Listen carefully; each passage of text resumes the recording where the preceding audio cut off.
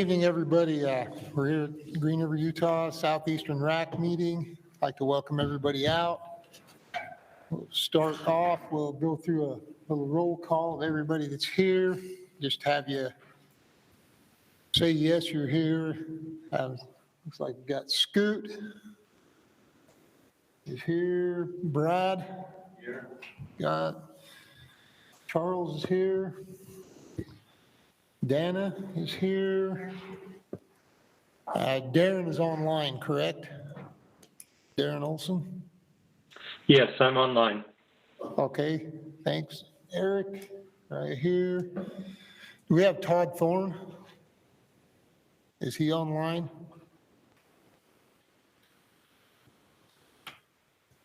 No, we have Justin. Kirk is here. Lynn Sidderid's online, correct? Yes, I'm online. Steve online, Steve Duke? Yes, sir.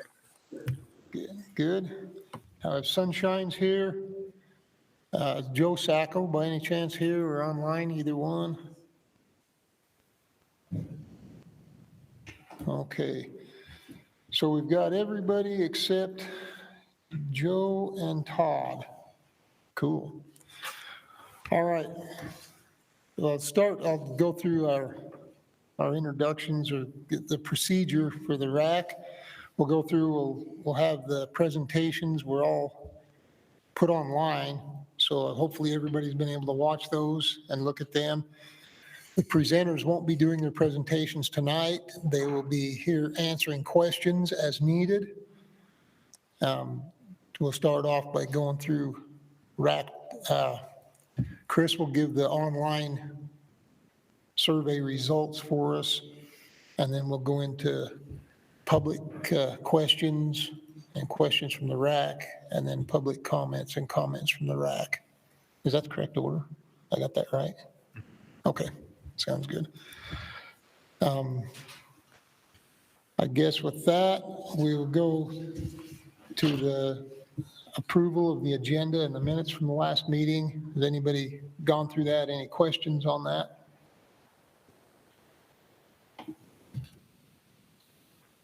If there are no questions or comments on the approval agenda, I'd entertain a motion.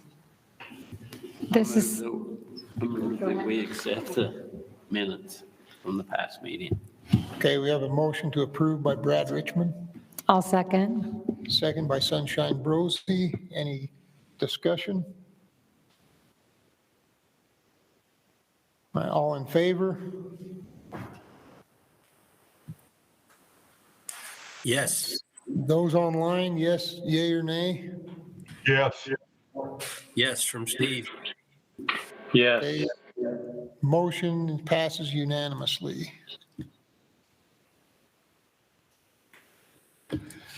Okay, next we have the Wildlife Board meeting update, and I'll take care of that. Last Wildlife Board, as you remember, it was dealt with once in a lifetime stuff primarily. There was a little bit of discussion on there that the board pushed to the next meeting. Possibility of making the youth any bull hunts resident only, and possibilities of looking into restrictions on the non-resident big game and once-in-a-lifetime applications and making them in line with what residents are, where you have to select a species instead of being able to apply for everything. On the once-in-a-lifetime, there was a couple of motions. One was to shorten the Pine Valley sheep hunt by 2 days, and that failed.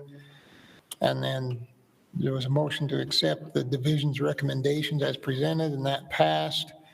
And then the fishing recommendations for the northern region on the Bear Lake to go and coincide with Idaho's regulations, and that passed. That's pretty much everything that happened in the motions. One other thing that did come up in the board meeting I thought was pertinent to bring up, and I wanted to point that out, is with the conservation permits and the Expo permits that they put out. I mean, I think it was last year was the last year they had the data was 293 permits, and they raised $6 million in revenue for habitat projects and wildlife projects in the state. And since 2001, they've raised $65 million that's been spent on projects and habitat restoration in the state. So it's actually a pretty good program, and I thought it would be important to bring that up just so people knew what's going on and what happens with that money. And with that, we will go to the regional update, and Chris Wood will take care of that for us. All right. Is my phone working? Yes. Okay. Good evening. Sorry. We'll turn on. Here we go. Now it's working. I got to turn on first. Good evening. Thanks for being here. We have a good quorum here in person, and we have several RAC members joining us virtually. So welcome, and I'm glad you're here safely, and thanks for joining us. Just real quick, I'm going to go over a PowerPoint presentation. I assume that Paul will put that up here on the screen, and I'll go through what each section is doing. And it has been doing this fall. Our habitat section it's our busiest time of year. They're out there doing habitat work from lowland riparian areas to high elevation aspen and everything in between, and doing things, pinyon and juniper removal, aspen enhancement projects, working in creeks, a lot of work and all the habitats. And a lot of that money that we do use comes from what Kent mentioned earlier, from our conservation permit money, but also we also team up with our other federal agencies and state agencies, and together we partner and pool our money together and do amazing work, really year round. But it's most the bulk. Well, a lot of the work happens in the fall because we put the seed on the ground in the fall, and so we're flying seed in a lot of different areas. Also might mention there's a bridge at our Hat Ranch property that's been condemned for several years now. We're replacing that bridge right now. So in a few months from now, you'll be able to access the Hat Ranch from the historical easiest access, which is right off the highway through that bridge and down into the property. Hat Ranch is owned by the Division of Wildlife. A lot of people don't know that, but it is. The Hat family leases that property from us. And in certain parts of the year, it's open for public hunting. Let's see here. Our next slide, outreach. We had a youth pheasant hunt last month. Very successful. We had some dogs out with youth and some mentors that taught these youth how to hunt pheasants. And I think everyone walked away with a bird or two, and it was a success. We also had a mule deer watch at our Nash Wash or Cunningham Ranch, Cwmu. Or not CWMA, WMA, sorry, Nash Wash WMA last week. And we had about 28 members from the public attend. So it was good to see them out looking at mule deer on their winter range. And then coming up in January, something to look forward to, something to keep your eyes out for.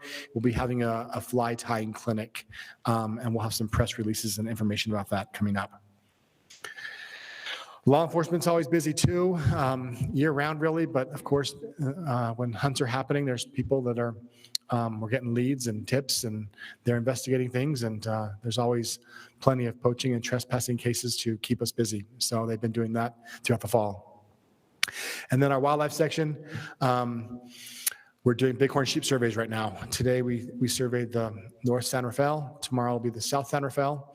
They're also looking at working on bear recommendations for the next RAC and board go around next month. And they're also finishing up they'll be doing some deer classification later this month as well. We're also entering our capture and collaring season. We have a lot of GPS collars on a lot of different species. And it's this time of year we usually put a lot of the collars on. So in the upcoming month or two, we'll be putting collars on bison on the Henrys, mountain goats on the LaSalles. I think both the Manti and the LaSalles will put collars on deer, and the Bookcliffs will put them on some pronghorn. So there's opportunity for the public and for RAC members to get some hands-on experience at those capture locations. And so if you're interested in the next month or two on helping with one of those projects, talk with me afterwards or Guy afterwards, and we'll let you know those dates. We'd love to have you on site and have you help us as we bring in those animals and take some samples and put collars on them. So. And then lastly, our aquatic section. Their season is, their field season is done, but this time of year, they're writing a lot of reports from all the work they did in the summer and the fall, and they're making some adjustments on their stocking rates or their stocking adjustments for the upcoming spring and summer. And yeah, they're mainly in the office this time of year, unfortunately, but they've had a good, successful year. And with that, I'll take any questions. I also have biologists online, and Guy Wallace is here as well. If you have any questions that I can't answer, I'll ask one of them. Thanks, Chris. Anybody got any questions for Chris? Okay, thanks. Okay. All right, next item is Waterfowl Recommendations. I figured everybody was able to watch the presentations. Does anyone have any questions from the RAC?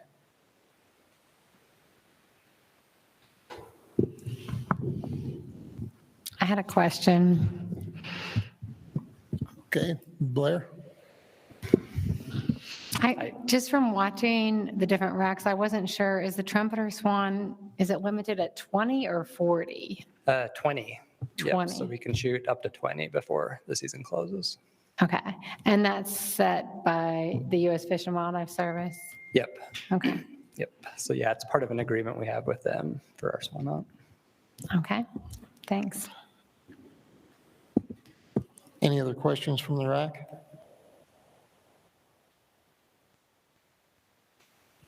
Questions from the audience?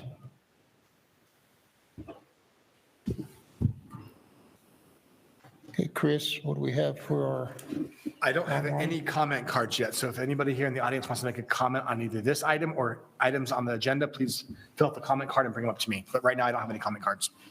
was there anything online? I don't recall. I recall only one that I read, and it was in favor. Yeah, let me get the one online one, sorry. We had 3 responses on this survey item. 67% agree, neither disagreed or agreed, and 33% somewhat agreed. And I didn't have any comments on this from the online survey. Okay, we have no comment cards from the audience. Comments from the RAC?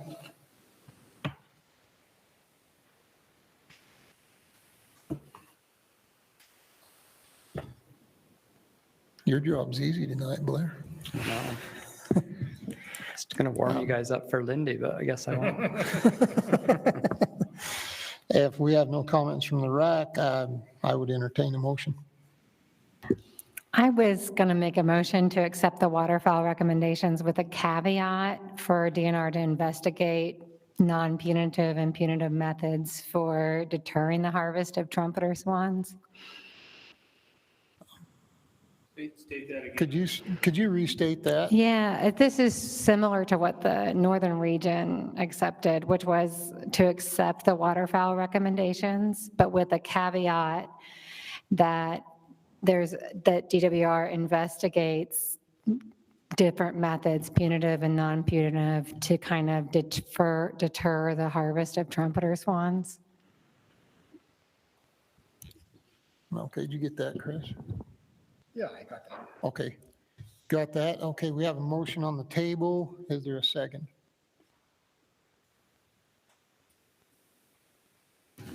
I'll second that.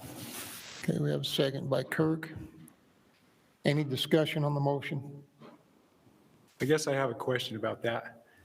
So is my thing on? Oh, it's green, right. How hard is it to tell? I've never hunted swans. Is it really hard to tell? I think it's working, isn't it? Yeah, you got to just get closer. Oh, okay. Can you hear me now? So Blair, I'm from Southeast Utah. I've never hunted a swan before. Is it really hard to tell? I mean, is this something that's a little extreme to go after somebody legally for shooting a? Certainly not. No, swans are largely just big white birds, and so there's a few small characteristics that you can tell the difference between the two. Largely, it's their call, and so especially if you're out hunting, you'll hear them call, and you can tell the difference between the two. But if they don't call, generally you can't see those characteristics until it's almost in hand. So it's a challenge for people. So we tried to encourage people to listen for them, to call before they shoot. and things like that. But we have that quota set in place because it is set at a level where biologically we won't impact that population. So if swans are accidentally taken as mistaken for tundras, then it won't impact the population. But once they hit that 20 bird limit, we do close the season for biological concerns. So is there concern that there's people that will shoot one knowing that they're under the 20 and not caring if the season's going to get shut down? Yeah, so there is some of that taking place. We do have an orientation course where we try to discourage people from doing that. And it has been a concern at all the RACs that they are being taken. And there's been a variety of options proposed by the RACs, but no motion. So it certainly is something that we could consider in the future to try to find ways to continue to discourage people from taking trumpeters. Is it true, just a comment, that the trumpeter swans are kind of concentrated in certain areas like the Bear River Refuge and other places like that? Okay. Yeah, we tend to see them all come into the Great Salt Lake Hunt area. And so they tend to be on the north end of that. We do have them in other parts of the state as well. Some of them are scattered throughout the southern part of the state. We see some in the northeastern part as well. So we tried to concentrate our swan hunting to where the fewest number of them are. But unfortunately, there are a few hanging around that do get shot in the hunt area. I just think it's like, I know some states have a similar thing with billies and nannies because they're pretty hard to tell apart. And so they'll say, I mean, obviously in Utah, it's not an issue because it's a once in a lifetime, but they'll do something like if you end up shooting a nanny, you got to check it in. And you don't get fined or anything, but you can never apply for that again. Like you're done for the rest of your life. Whereas if you shot a billy, you can be in the game next year. So, something like that makes it a little bit more teeth because I know I have heard of, and you hear things, so who knows how true it is, but the people that were actually gunning for them, and that's not good for anybody.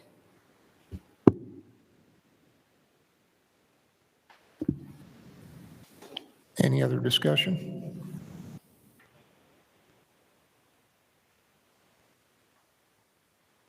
Okay, we have a motion and a second. We'll start. What we'll do is, because we have some online, and to make this clear, I'll just do a roll call. Scoot? Nay. Brad? Yes. Charles? Yes. Dana? Yes. Darren? Yes. Eric? Nay. Justin? Yes. Kirk? Yes. Lynn? Nay. Steve? Yes. Sunshine. Yes. Okay, what do we have? 3 against? Yeah. Okay, we had 3 against, 8 in favor, motion carries. Sometimes they ask us why there was nays in the votes, and I assume that the reason why there's nays is because you don't like the caveat of the punitive and non-punitive effect, looking into that. Is that right? That's right. Okay. Yeah, I think it leaves it wide open. There's probably, my issue is I'm not super familiar with how hard it is to tell the difference and everything, but I would hate for someone to be hammered really hard when they've made an honest mistake. Okay, we'll make note of that. Thank you.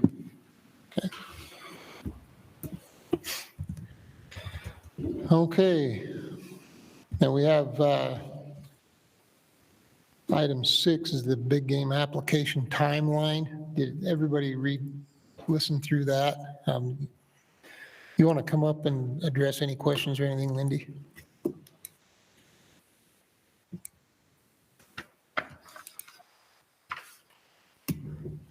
Okay, anybody have any questions on that? If you've watched it or want to refresh or recap or anything? Which item in particular? Just, we want to it's discuss the first?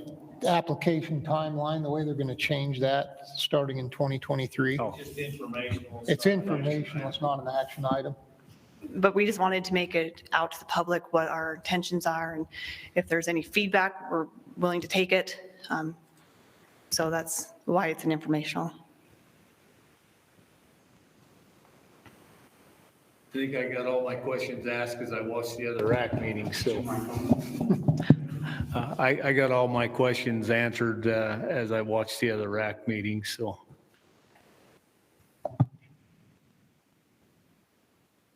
No more watching our credit cards all day, right? Nope, sorry.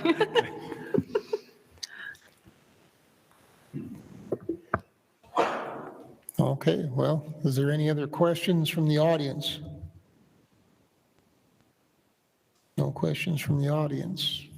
All right, I guess that takes care of that. Okay, next, item 7, the maximum points permits and over-the-counter elk permit recommendations. And this is probably the one that will get the most attention tonight, I'm sure. Everybody, I guess, seen the presentation, you kind of know what they're looking at doing. Now we'll start with any questions we have from the RAC. Yeah, I got a question about the general bull permits and spike bull permits being put into the drawing this year. Looking at being a spike bull hunter myself, which I guess is the caveat that I have to put in here. In the last 2 years, the online purchasing portion has changed from what it was previously. Why has that changed in the last 2 years as compared to what it was the years before, where you could just get on the website and purchase a license instead of waiting in line? So what he's talking about, we now have a virtual waiting room that was put in place a couple of years ago, is what you're referring to. Okay. So we put that in place because people were, when they went online, there was the pressure and the system would just kind of stand still. And so a lot of people were assuming that the system crashed, or they wanted an idea of how many people were, waiting for these permits. This virtual waiting room is a new technology thing that came out that a lot of companies were using. And so that's why we started doing that. So then people could have a general idea of where they're at in line. And it's just it's a waiting room where you just sit and wait. So it's not hitting our actual server and bogging that down, because it's a separate server.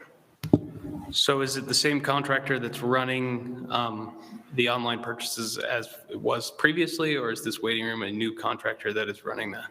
It's a different program. So we purchase it through a different company, but it's still tied into our contractor because they hit it, but it is a different company. Okay, thanks. Any other questions from the RAC? I got a couple questions. Sorry, Dana.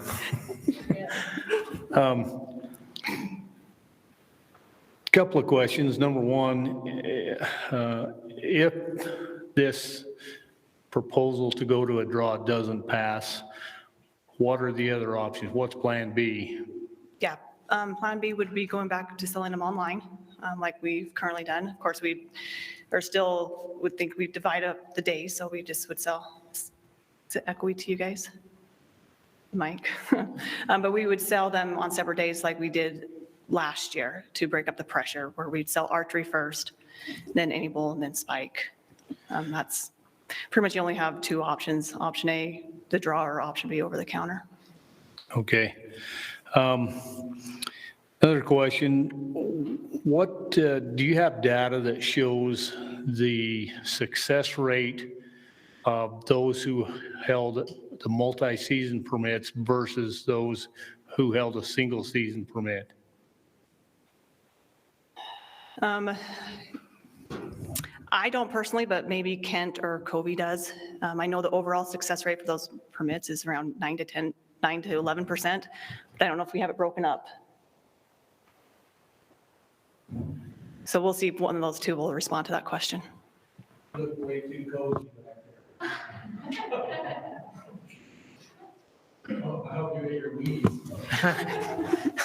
So you want the success rates between multi-season, rifle and muzzleloader and archery? Yeah, I'm just curious how, we give people that much more opportunity to be Yeah. successful. What's that difference? It's not much. What I can say is that the overall success rate in the hunt hasn't changed since we introduced the multi-season permit. It's gone up and down a little bit. And Kent is online, but last year, I believe, we looked at this. Overall, you were at 11% success on all types of hunts. We do break that out, but I don't remember. I think we were struggling to find the multi-season success. Is that correct, Kent? Did we ever get that? Yeah, we have success. So multi-season was 18.4, and just the regular rifle any bull was 13.5, and that was for 2020. So it is a bit higher on the multi-season. Overall success, Kent, 11%, was that total? I'll have to take a minute to find that. It's with those numbers, it's probably a little higher than that, but it's less than 15. Okay, thank you.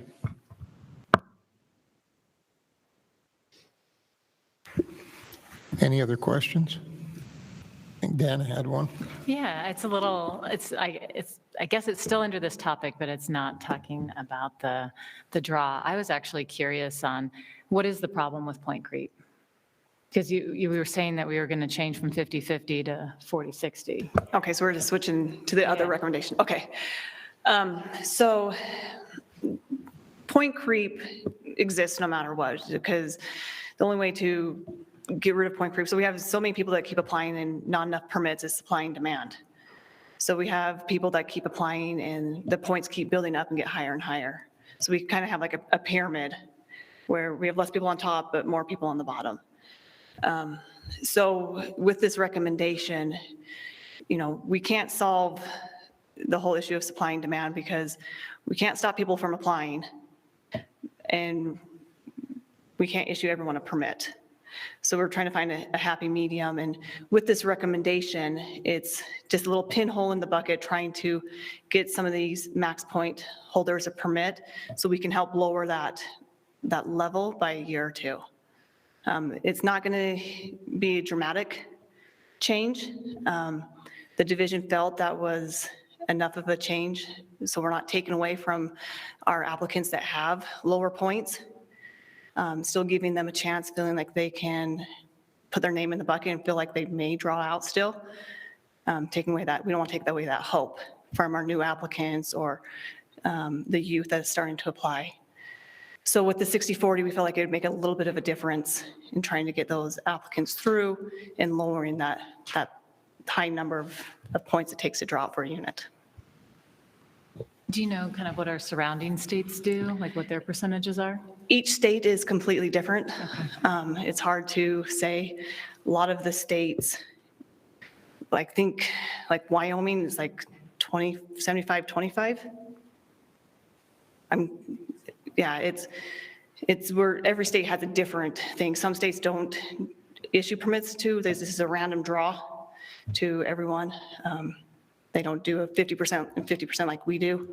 So it's hard to compare us to a different state. So everyone has their own unique twist to their draw. I have one more question regarding the multi-season permits. How many, do you know how many permits you sold overall, and then how many were on the spike units? How many were the any bull units? Yeah, so for 2021, we sold 7,430 permits, so it's 42% of the permits went to multi-season. And then on the spike for 2021, we sold 4,135, which was 28% of the quota. So the multi-season permits just come off the top of what's been approved, the 17.5 and the 15,000. It's just one for one. So we don't take, 3 tags because they get to hunt all 3 seasons. It's just one for one. So I kind of want to speak on the multi-season. So those are coming off the top. But either way, we're assuming those hunters are going to buy a permit, whether it's the multi-season permit or not. Correct. So in my thought process, I've seen a lot about the multi-season hunt, but it's really somebody willing to spend more money for a 3% more chance success rate. And being a multi-season permit holder, I think I hunted twice, 2 days this year. Correct. So I don't know if that would be the issue in this situation. Exactly. Yeah, these multi-seasons, they would just end up picking a weapon type. So ultimately, this recommendation to go over into the draw is a supply and demand. We've met that demand, and we're exceeding it because more people are wanting these permits than what we can, and it's a fairness issue. There's a lot of people that want this permit and can't obtain it because of other obligations. They can't take off the morning. And when they're selling out in less than 10 hours, ultimately it's a draw over the counter. It's whoever can get in line the first when we sell out that quick. And I'll add on my end that it's not fun to have to sit and camp on your computer and hope it doesn't crash and hope your power doesn't go out and hope you're not on a vacation somewhere and have to have your buddy buy it for you. I've done that, and that's a pain. With those, so the success rates that you gave us, was that for, and I may have missed this, maybe you mentioned it, but was that for the any bull hunt or for the spike, or was that a combination of the two? It's about the same. Was it overall for all of them, or just any bull or spike? That was just any bull. It was for the 18% was for the any bull multi-season, and then the whatever it was 13 and change was for the any bull rifle hunt. And speaking for myself on the multi-season, ultimately what ends up happening, you think you have all the opportunity in the world, you end up taking a couple days out of each hunt instead of a lot of days out of one hunt. So you're really not in the field that much more. Yeah, that's, when talking with Covey and Ken, that's kind of what they're saying. They aren't hunting all 3 months, every day, all day. They're picking and choosing a few days each weapon type. On that same note, did we see a revenue bump when we started to do multi-season? Because I know Of you got course. more money of mine. Yeah, of course, because the multi-season's 150 versus if it was just a single weapon, single season, it's 50. So yeah, we did see a revenue bump.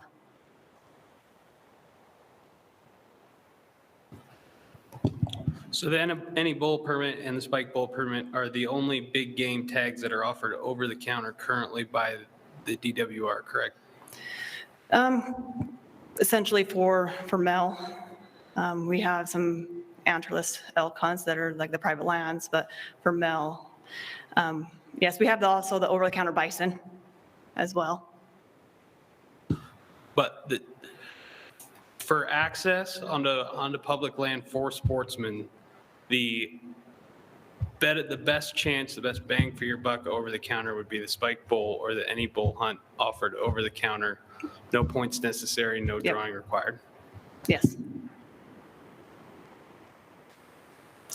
Would, I understand it makes it difficult if you can't take off work but we all received a lot of emails, and I don't think anybody liked this, but at least that send emails. Would we gain anything from going to have to go to the division office or some other, I know like that wouldn't work great for San Juan County, but have some other designated place where you physically have to show up? My take on that is it would be a loss because not everyone has the means to get to an agent or to a division office. Some places are remote and they would have to drive 50, 100 miles to get to somewhere to buy one. Some of our agents don't even open up till 9 o'clock in the morning. So we can't force a company to open up at 8 o'clock to sell our permits. And I feel like it'd be dating us back. We have the technology to sell online, so let's use it. We are in the works of upgrading our database currently right now. So we feel like we're trying to fix that link in the process. But there's always something new. But we do feel like the system doesn't crash. It just takes a long time to get through because of the demand.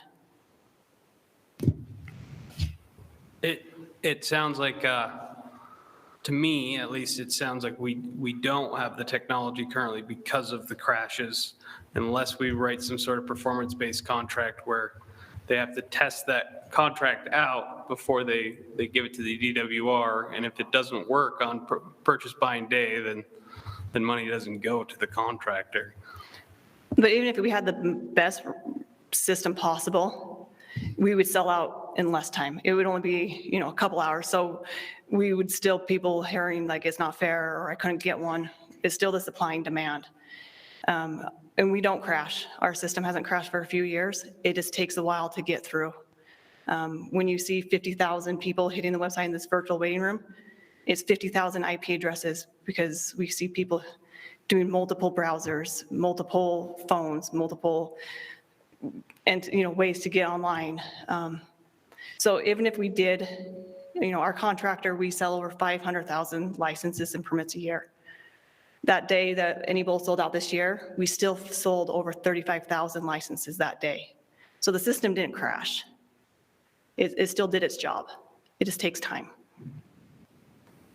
So I've heard a couple comments in the other racks about making it some type, I'm not a computer person, so forgive me, but basically something that can be done to the system to where a person can only log on one device. Is that doable? You can only log in with one IP address, but that doesn't mean I can take my phone off my Wi-Fi and I have another IP address. And so I'm still using multiple devices.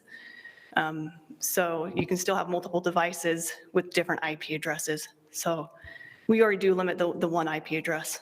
That's through the contractor that does the virtual waiting room.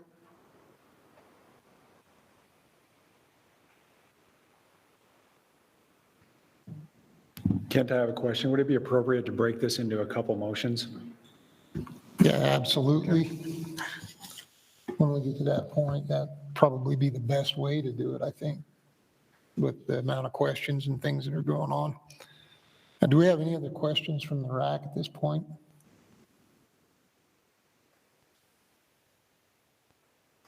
Do we have questions from the audience?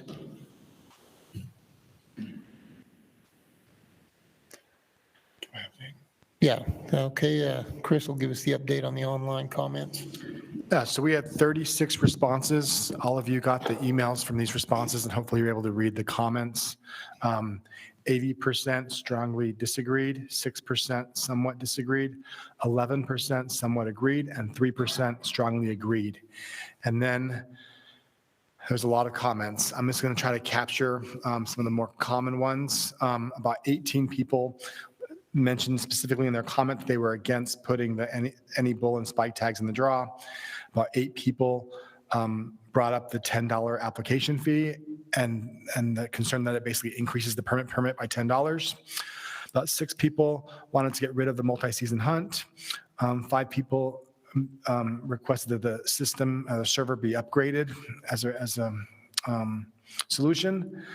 About 3 people said get rid of all online sales and only do it at division offices or agents. 2 people mentioned the preference, that preference be given to residents. And then we had some comments about having to choose between bull elk or buck deer and not be able to do both. Comment about dedicated hunter program, only being able to take 1 buck in a 3-year period.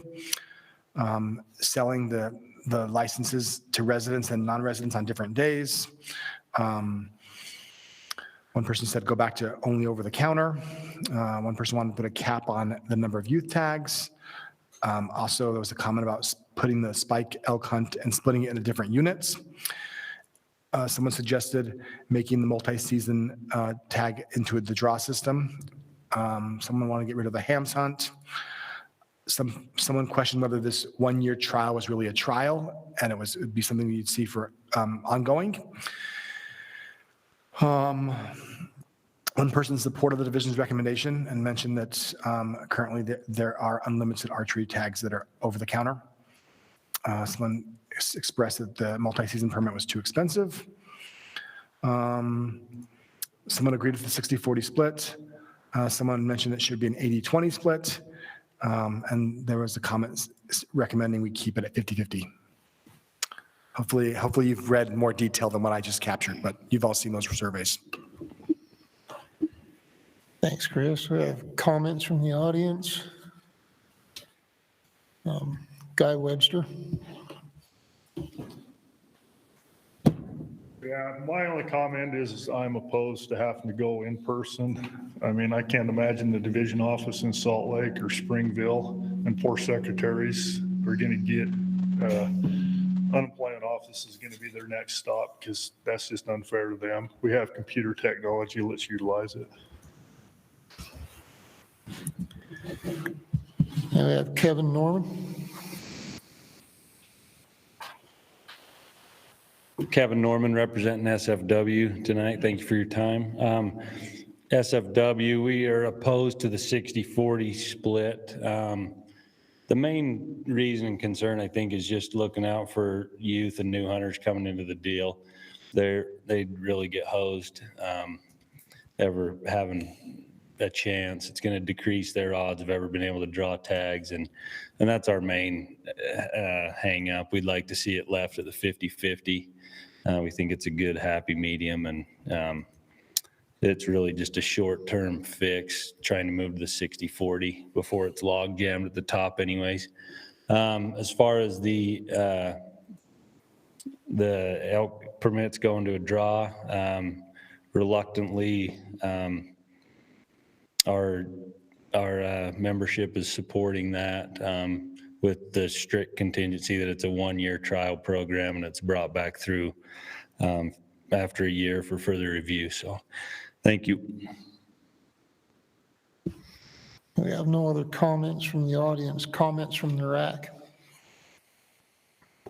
I have one that I maybe should have posed as a question. Could we go on a trial basis on the multi-tag thing and just as opposed to a multi-tags purchase, just like a trial, just like we're talking about a trial with the the draw as opposed to the other. I'm wondering if we could go to a trial period of maybe just a year and just do as opposed to a multi-tag, just purchase a tag, be it whatever for archery or muzzleloader or rifle. Is that a possibility?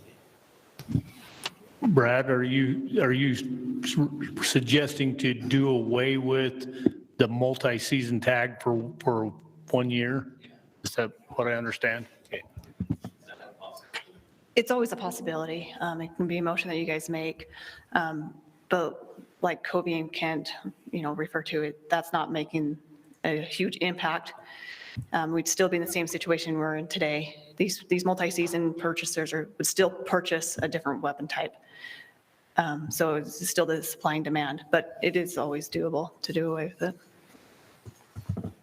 Well, and you've had the multi-season tags now for what, 3-4 years maybe? What? So you have a pretty big sample size before that of what it would look like if you did not have the multi-season tag, right? Correct. It started in 2018, so this is the 4th year. We do. Other comments? I got a couple of comments.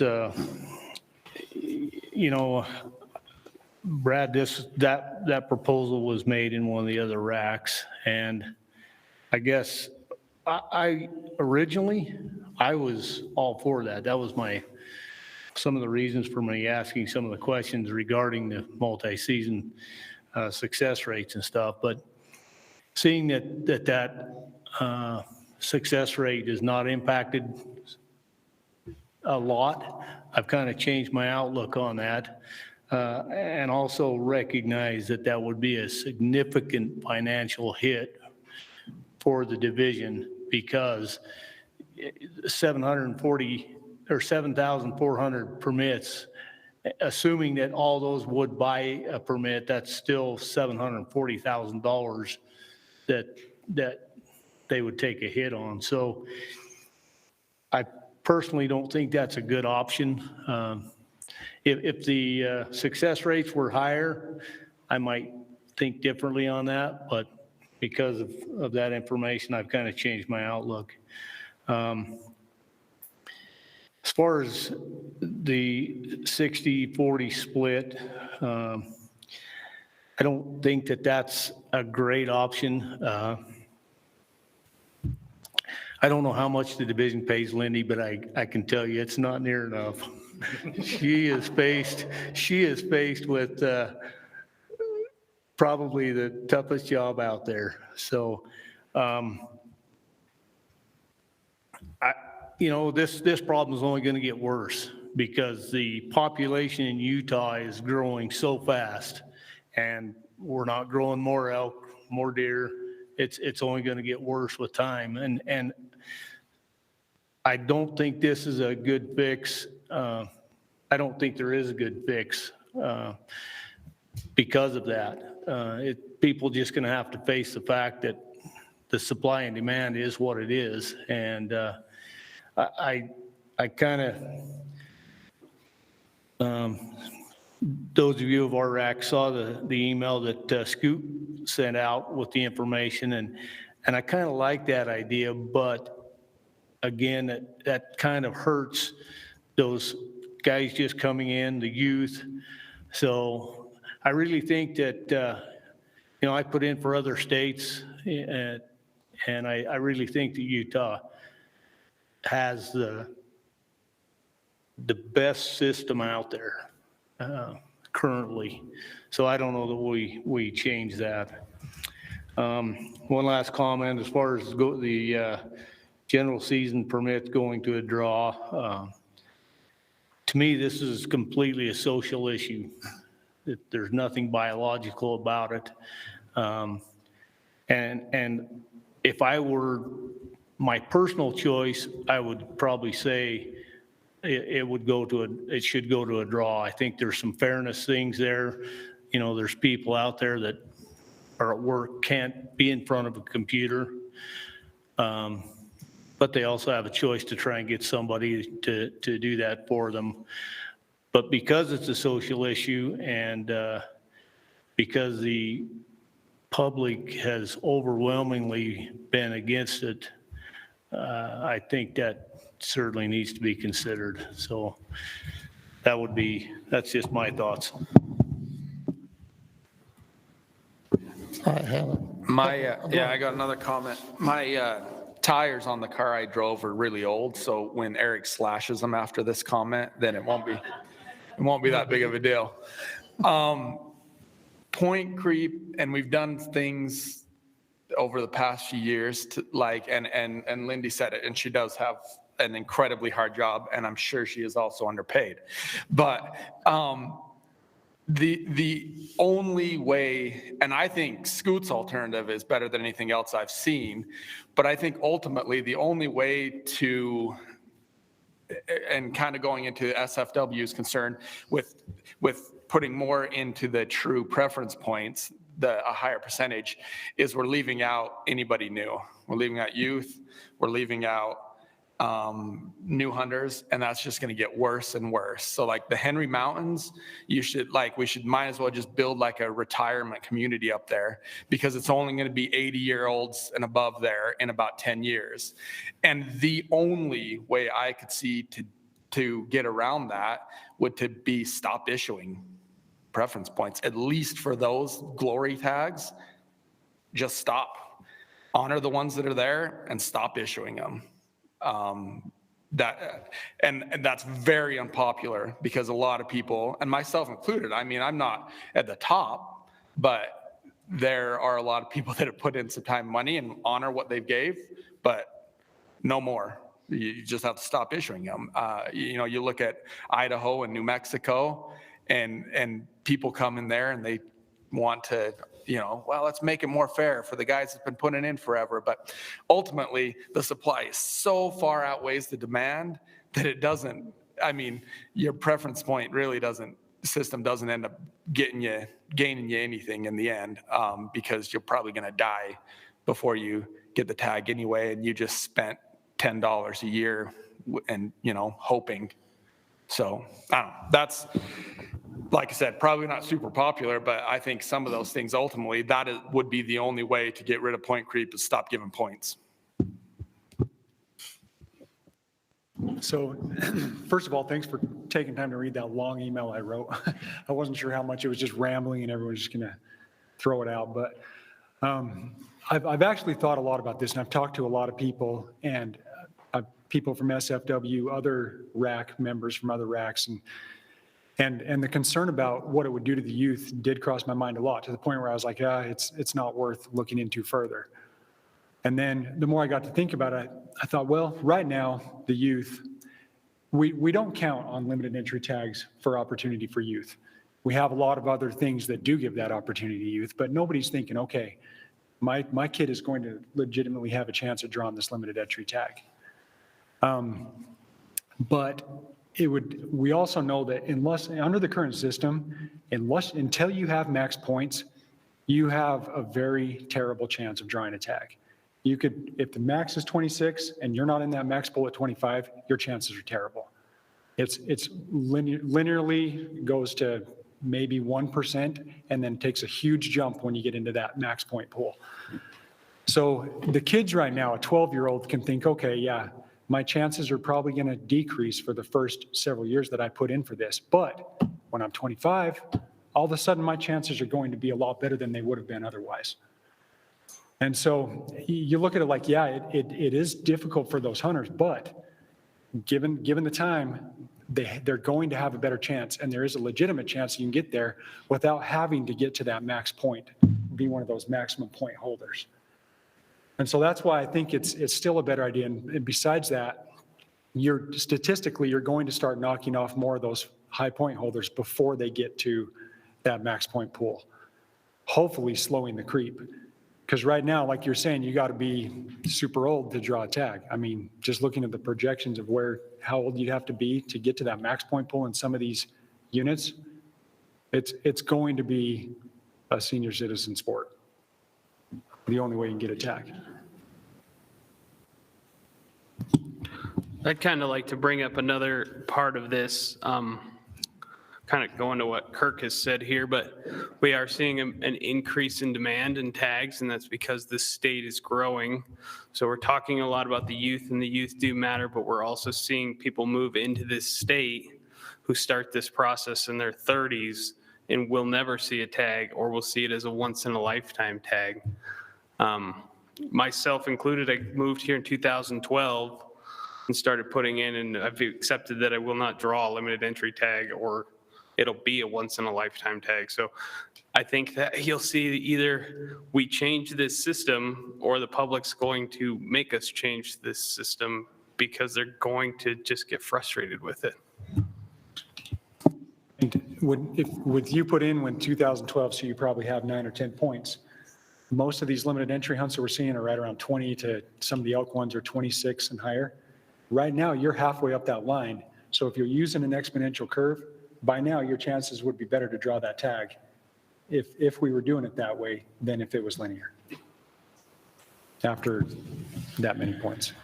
Yeah, I'm all about promoting the youth, but I'm also about not overlooking the guys that's been there and put in their time.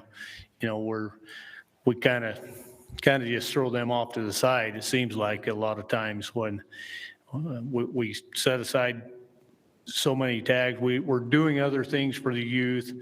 But I really like to, what Scoot come up with, or a modified version of that, something there to where after a certain time, your odds get better. Because if you look at the odds now, and Lindy mentioned that pyramid. So you've got the max point holders that are drawing half the tags, and the majority of the other half of the tags are being drawn in the lowest half of the pyramid.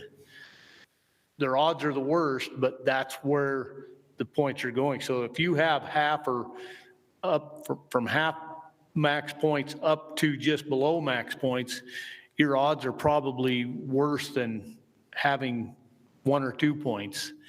And I see that fairly consistently on, I don't look at all the hunts, but I look at all the ones that I'm interested in. I look quite a few of them, and that's very consistent throughout every hunt I look at. So I do think that we need to come up with something that will work a little better, but the 60-40 split is such a minute difference. I just don't know that that's going to work. And then one thing, I just realized one thing. I sent that letter to people on the RACs and to the Wildlife Board. There's probably a lot of people in here that have no idea what we're even talking about. The idea is that you keep the 50-50 split. So 50% of the tags still going to the maximum point holders. And then with the remaining point holders, their points will be squared, so it's exponential. Their chances of drawings increase exponentially. It's kind of, Nevada does that, but they don't have the 50%. It's just a exponential up to whatever it is. Right. Yep. And so that way you're those people that have been buying points and thinking this year, whatever, they're still going to get their tag when they get those max points. But then everybody else, you start chipping away at those higher point holders. And the youth, like my daughter, I'm thinking of my daughter right now. I put her in when she's 12 years old, and I'm thinking, she's not going to draw one of these tags. But I'm going to do that because I know that by the time she's 25, 30, she's going to have a better chance at that age than she would have otherwise. And I guess when I'm saying this, I don't want to make the motion to make such a drastic move. This hasn't been vetted well. It's not something that, you guys have probably looked at it, I'm sure, but. I was just going to say, if I could make a comment, Mr. Chair, about this. Go ahead. We have kind of looked into this. There's several of us within the division that looks at this. My team, we look at all different ways. We have looked at doing the square +1 idea. And the division feels like it was too drastic. But moving forward, we're always open to new ideas, and we have no qualm to going back and looking at stuff, but it definitely needs to be vetted through a little bit more. Because ultimately it's just dividing the pie up differently. We're not creating more permits. So, there's always tons of different ways to divide up the pie. And this is just a different way to cut up the pie, even though we're not growing it. Yeah, and the way I look at it right now is there's not enough pie to go around. There is not. And so eventually you're going to, you might be in the Thursday, part where you're not getting a piece of the pie, but you know that eventually your chance will be good. Yeah, so we're definitely interested in looking at different ideas, so. And I said in that email, though, I don't want to say, let's recommend this and make this jump right now. Let's keep it at 50-50, and let's look at this, use data from actual draws. Yep. Let's model it. Let's project it out 10, 20 years, see where those tags are going, see what's happening with that point creep, and then make a decision if that's good. I agree. Yeah, I think that's a great idea. On that same idea, I don't think we present that here because then all of our tires would be slashed as far as getting rid of the points. But I do think maybe it would be a good idea because this is such a huge problem. And I think in 10 years, if we don't do anything, we're going to think, why didn't we do something 10 years ago? Because it's going to be bad. Especially, and that's the other thing is it varies. I mean, there are some units that the system we have right now actually works very well.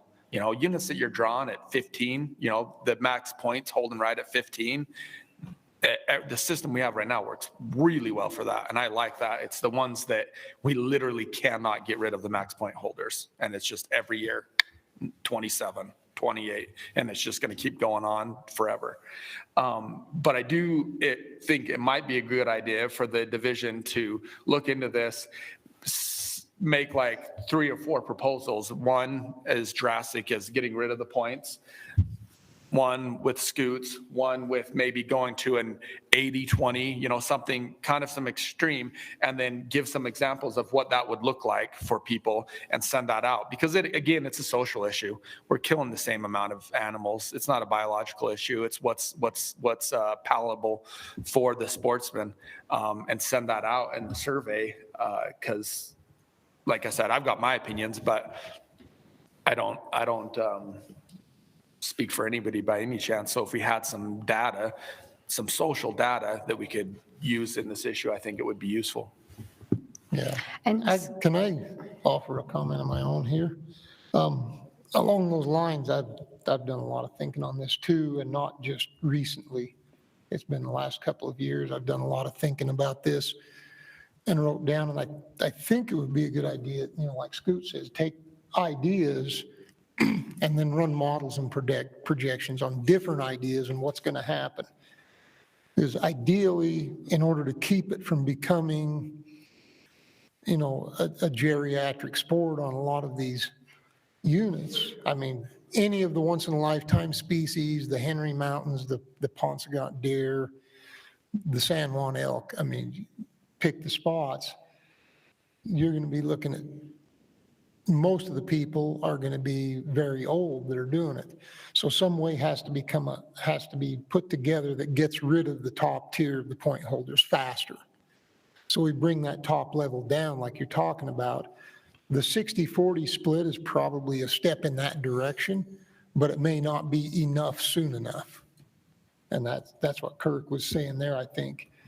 One of the ideas I thought about was splitting it up by hunts. I mean, the division has the information on how many people, what the percentage of people applying for the permits, how many points it takes to draw the permit on the top end.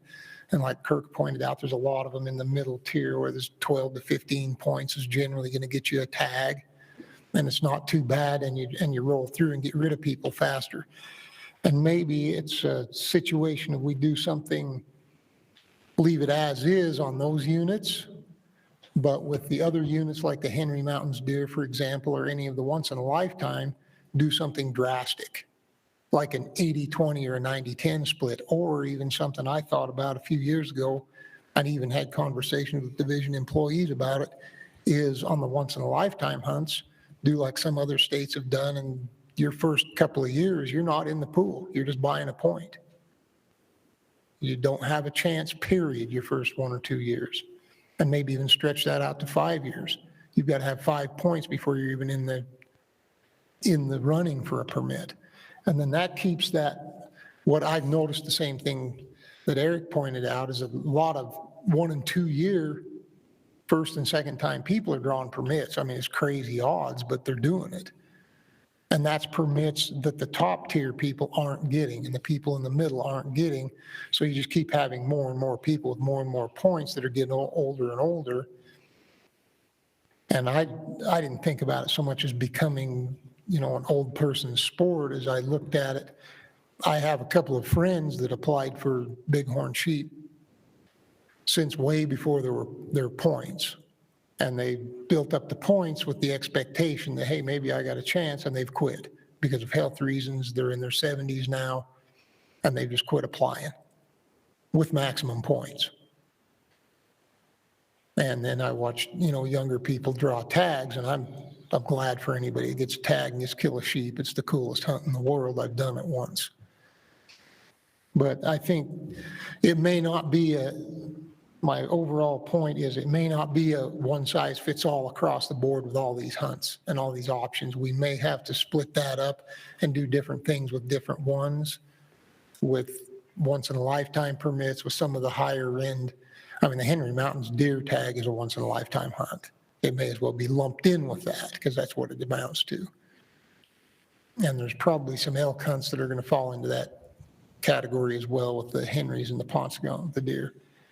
So that might be something that we look at, maybe even motion form as just something to have the wildlife board look at and the division look at going forward, not something we have to do right now today, but look at those possibilities of doing that. And then I guess while I'm on my soapbox with the elk, I have mixed emotions about going to a draw even for 1 year, because of the public perception and what that looks like.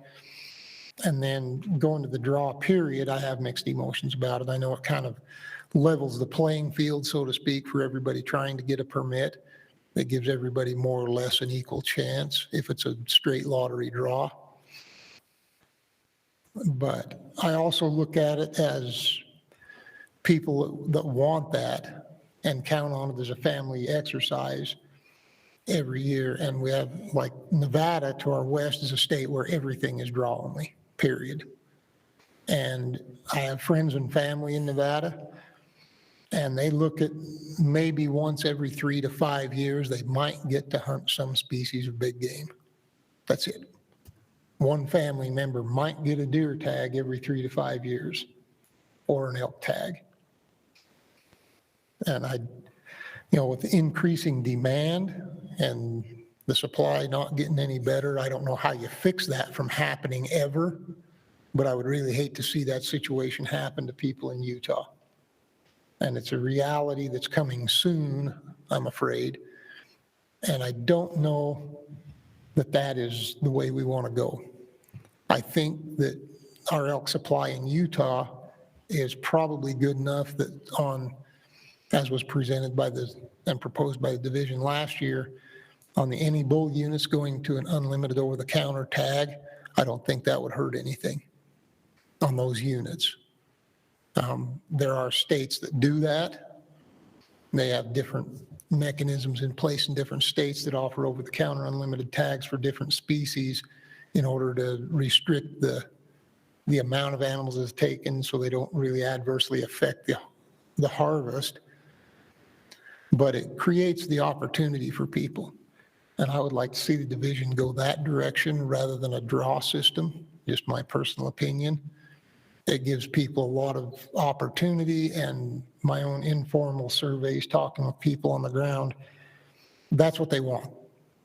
They want the opportunity to go. Most of the people that go and they do this as a family exercise, they don't get too serious about the hunting. They sit around the fire, they tell stories, they have fun, they cook in the Dutch oven, they go for a ride in the pickup, maybe they walk a couple 100 yards up a ridge. Most of them are never going to kill an elk, and for the most part, they really don't care if they kill or not. They're out there for the experience and the opportunity, and I think that's something that the division needs to consider. And also, I got some numbers, and Lindy was kind enough to get these numbers for me just a little while ago. On the turkey tags, there was a lot of concern when the division was going to sell over-the-counter turkey tags in the southern region, and for the fall hunt. Everybody was scared to death that was going to wipe out the turkeys. The first year they did that in 2010, they sold just over 10,000 turkey permits. And that was a whole bunch more than they'd been given in the draw. In 2011, that number fell to 6,500. So the reality of the matter is, if that happens, you're going to see a huge uptick in the number of elk permits sold the first year. And then people are going to go in the field and they're going to see the ones that are out there, oh, I'm going to kill a bull, I'm going to kill a bull. And that's their intent, is the ones that think they're going to kill a bull, and there's one under every rock. They're going to go out there and they're going to find out how difficult it really is to hunt on the any bull units in Utah, how much they're not going to see elk, and you're going to weed people out. They're going to lose interest and they're going to move on to other things. So the numbers and the crowding will take care of itself within a year or two. And that's borne out in evidence that the division's got with other hunts. They've done the same thing. And by the way, in 2020, they sold 12,447 over-the-counter turkey permits. And that was primarily due to COVID, because that's the only thing anybody could do. Did you have something else, Lindy? I was going to say, I got 2021 numbers. They failed. Oh, it was 2021? I wrote down 2020. They failed to give it to me, but I can tell them right now. Okay, go ahead. So in 2021, we went back down to 11,000. Okay, so it dropped another 1,000 in 2021. So yeah, 2020 was definitely COVID, because a lot of counties shut down, and so they couldn't do the limited entry hunt. So it opened it back up in May, and everyone went back out during the general turkey hunt. That's why that one went up so high. Okay. Lindy, question for you. I know we're past the question period, but this is related to the point creep and stuff. We made some big changes last year with losing your points and not getting a point, even if you turned it back. how many tags were turned back this year compared to the previous years? So we actually did this in 2019, so this will be our second year of doing that, where there was a penalty for surrendering your permit. I don't have the exact numbers, but last year in 2020, we did see a decrease of permits surrendered. But so far, what it's looking like is we're going back up in increase in surrendered permits, even with the penalty. I don't have the final number, so it's hard to say how much or if it's plateaued. We'll be looking at that coming this, January, February timeframe, when all the permits are finally surrendered and the hunts are over, and we can take a second to breathe and look at all the numbers. And then I can get that real data for you and show you the exact percentage. I'd like to see that information. Okay, yeah. Any other comments from the RAC? I just wanted to make a comment to you, Scoot, that, when my daughter was 12, she loved to go hunting with her dad, and she got her first deer and was so excited. When she's 25, if she gets the points, she might be married and have a young kid, and that might not be what her interest is. And I think we have to think about that with the youth, how if you don't engage them when they're the right age, it sometimes is hard to get them back into it, even if they have the points that they need. Yeah, and my favorite thing in the world is hunting with my kid, but I don't bank on getting a limited entry tag to be able to do that. General season deer, bear, cow elk, she's been mentored several tags, that type of thing. There's a lot of opportunity in Utah to make that happen. There's not very many people that are going to bank on those limited entry tags for that opportunity for youth. If you do, you're just never going to hunt. That's what it comes down to.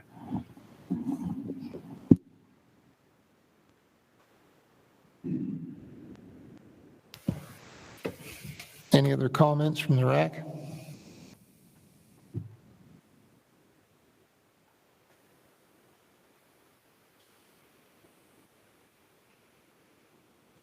Okay, this probably better be broken up into multiple, or at least two motions.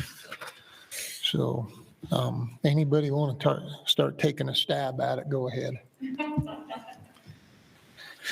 I'll make a motion that we reject the proposal to put the general season elk tags to a draw.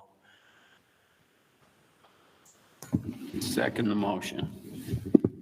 Okay, we have a motion on the table to reject division's proposal on putting general season elk tags into the draw by Eric and seconded by Brad. Do we have any discussion on the motion? That includes the spike tags as well? Yeah. All of them be sold as they were previously. My discussion on that is, the reason I second that is the point being about the family thing. I know certain families that, for the same reasons, they don't really intend to necessarily harvest an animal, but they set this up year in and year out. I used to do it, but I don't any longer, but I still know families that do. And so for that reason, I think that, and I'm not certain that the draw is the answer besides, so. Any other discussion? Eric, why are you making that motion? What's your rationale? As I said earlier, if I was to make the motion based on my personal interest, I would like to see it go to a draw. Because it's a social issue and because the public was, I believe, 86% against it, that's the reason that I made that motion. Yeah, thanks. I think it's tough. I guess that's kind of my comment, is I do feel like there's the public has kind of told us what they want. And just going through the idea of unlimited to now going to a draw, it's been a lot to process. So Yeah, thanks. Yeah. And I know the division's been very thoughtful about it, so thank you. Any other discussion on the motion? Call on me last. You're not last in line over here on my list. I know.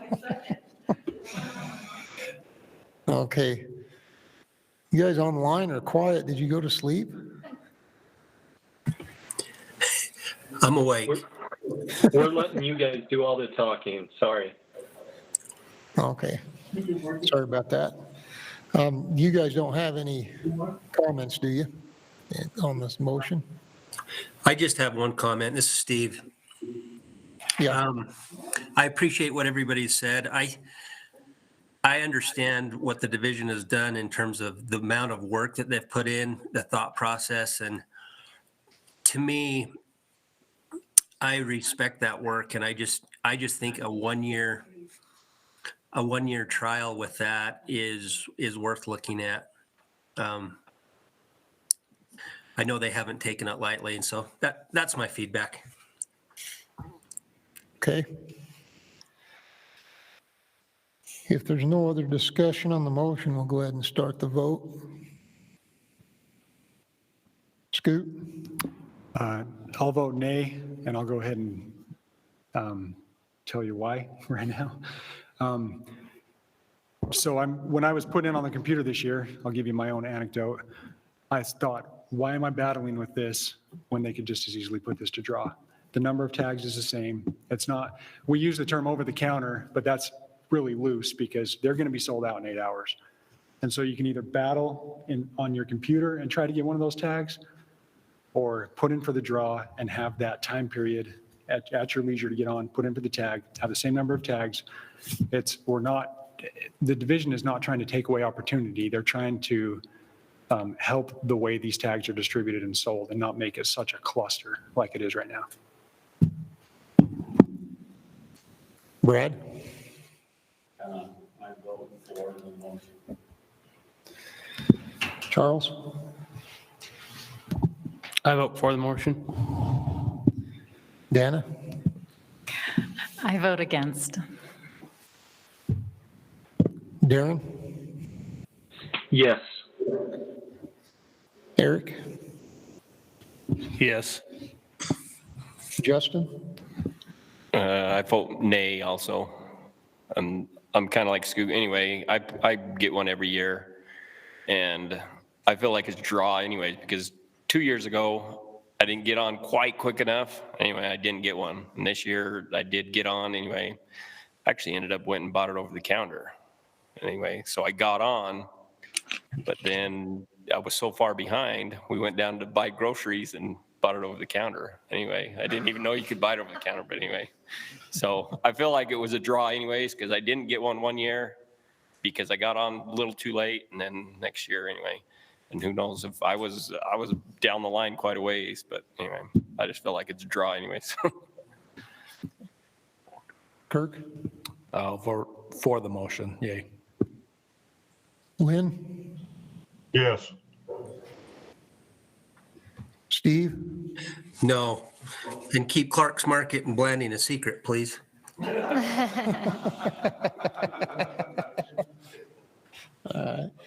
And Sunshine?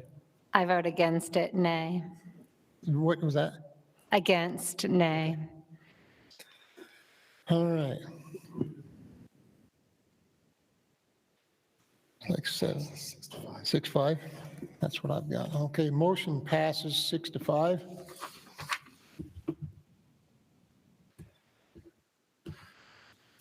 Do we have any other motions?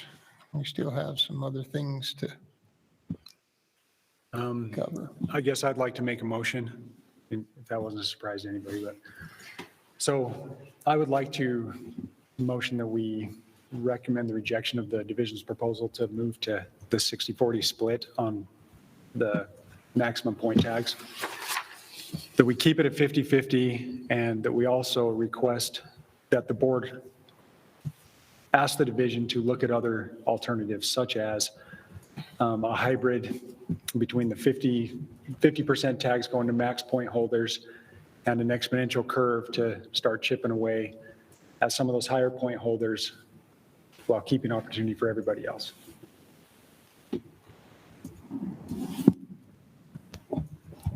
I'll second that. Okay, let me make sure I got your motion right here. Scoot. Oh, I'm sorry. I'll summarize and then you can tell me if I'm right and we'll make sure Chris has got it in the notes here. So your motion is to keep the 50-50 split on limited entry and once in a lifetime, and also asking the division and the board to look into other options to address point creep and maybe some kind of a hybrid system with the units and different species. Is that correct? Correct, and specifically the exponential curve, because then the math just starts taking care of everything with probability Okay. and everything else. And make sure we get in there specifically some sort of an exponential curve.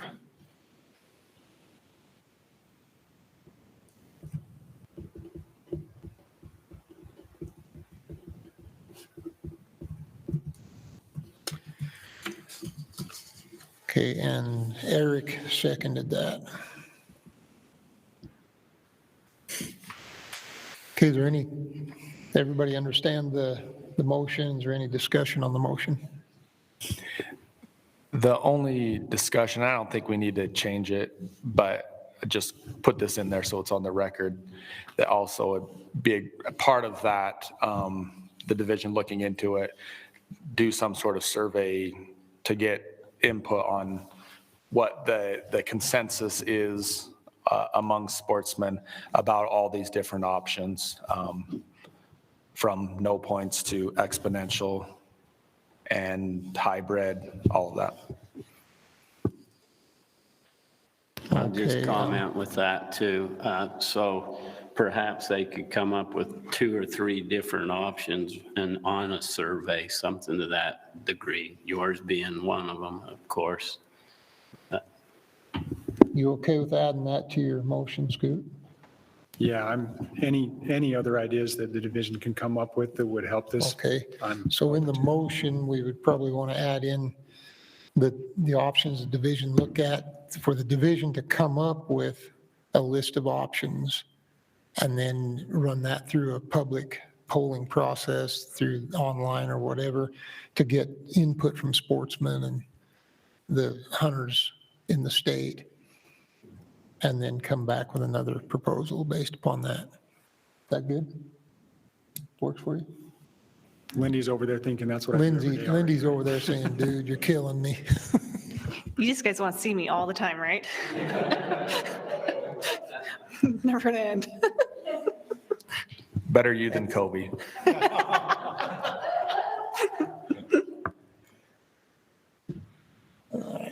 Okay, is there any other discussion on that motion? If not, we will begin voting. Scoot, Yay. Brad, Yes. Yes. Charles, Yes, but I do have discretions with that just because I feel like this system is a pretty tough one to look at. So I would like to see multiple proposals thrown out there with multiple models that are easily distinguishable by the public. okay. Dana? I'll vote against. I respect what you're saying, Scoot, but I had to go with like the division's recommendation and the chance to, I think they were trying to address point creep, so I'll vote against, but thank you. Okay. Darren? Yes. Eric? Yes. Justin? Yes. Kirk? Yes. Lynn? Yes. Steve? Yes. Sunshine. I vote against, nay.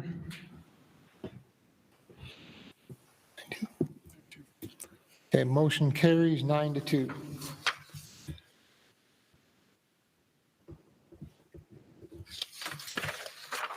Okay, I think that takes care of everything on that Hey, Ken, agenda I have item. one question regarding tags. And this is just, it may not, this may be something that needs to come up when we start addressing antlerless. But right now, we have a late season bull tag going on throughout the state, right? And today, the cow hunt started throughout the state. So we're stacking hundreds of antlerless cow elk hunters on top of people that have spent 20 points or so to put in to draw an elk tag.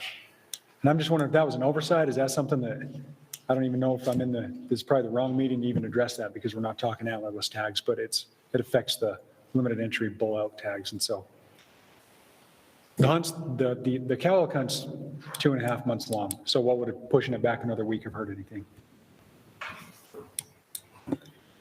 Kobe, you're closest. Scoot, there's so many dates, I'd have to look at exactly, which hunts you're talking. Some units have it, some don't. So I'd have to look at exactly which units you're talking about. Yeah, that late season tag goes through the end of this week. And I'm sure that there's some other hunts open on top of it at times, for sure. The mid-season hunt, same deal. It takes a lot of points, and we know it occurs during the spike hunt, for example. So that's, depending upon the unit, it's hard to give all the hunters the field themselves. If we can adjust this or look at this, we'd love to look at it again during antlerless and move things a few days. We're not opposed to that. I think that's just as much our fault as anybody else's because it's something that we didn't notice when the cow elk dates came out. Yeah. Something to look at and make sure we go through it in the meeting that's appropriate to that, make motions pertaining to it. Okay, so we're to the big game hunting. Oh. What did we have on there? It was just the max points. Those two, right? Do we accept the remaining part of the Did we, oh, we got the rule change. Okay, that's correct. Yeah. Maximum points and over-the-counter elk permit recommendations. I think that covers all of it, didn't it? I think we covered it. Okay. Thank you. I don't want to mess up. Just yank my leash anytime you feel like it. Well, Kent, since you guys are asking, I actually had a question about Eric's motion, which was, I guess, kind of rejecting what was proposed. But does that mean keep the status quo? Yeah, more or less, yeah. Okay. For the time being anyhow. So we are now.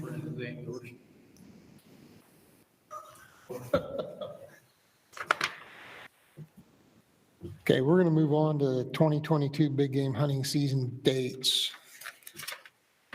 And I guess everybody did watch the presentation Kobe put out. Fairly straightforward. Any questions from the RAC?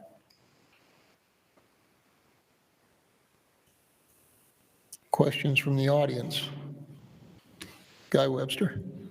Yeah, question, in particular, the book list. Did you guys send anybody up to the roadless trailhead at the top of Sago for the opening of the spike elk hunt, any sex bison hunt, the cow elk hunt, and the bear hunt, and see what kind of a circus you had in that parking lot? And if you did you guys have any proposal on how to deal with that congestion? I think that's probably a question better for the region to answer. I don't know if we had somebody sitting up at the trailhead on Sago at the opening of those hunts. I know that parking lot can have some congestion. I know that could be, Guy's got a fair point. You have no idea. Yeah, I mean, I've been to the parking lot. I've ridden in from there several times, and I know that it can be, I'm sure it can be overwhelming. Joe, do you have anything you'd like to add there? This is Joe. I actually didn't go up to the parking lot this year. I know that for even part of the hunts, it was inaccessible almost due to the rainstorms, but I haven't heard a lot about that, to tell you the truth. Guy, this is something offline we'd love to handle and have a discussion about if we could work through making some more parking up at that trailhead. It's severely needed. Yeah, listen, we are not opposed to working to make things better for hunters. Okay. We offer the hunts and we can't control everything. We're not the division of parking, right? I don't know that we can control everything, but if we have access or the ability to improve that for hunters, let's talk after and see what we can do. I agree. I believe it's Sitla property, isn't it? Or is it division land at the trailhead itself? I thought it was Sitla land. But I'm certainly open to working with different partners and people and improving it. Yeah, the blocks up there are usually either Sitla or division. Well, let's look at who the parking lot's on and work to make it better. It's definitely something that needs to be addressed. I think, correct me if I'm wrong, I can pull it up, I guess, and look, but I think that is part of it's state and there's a BLM and state boundary right there somewhere close, right at the top of that where that trailhead is. I'll actually pull that up real quick. It'll only take a couple of seconds. Are there any other questions from the audience while I'm doing this? No questions from the audience. Did we have any online comments? Yeah. Look here.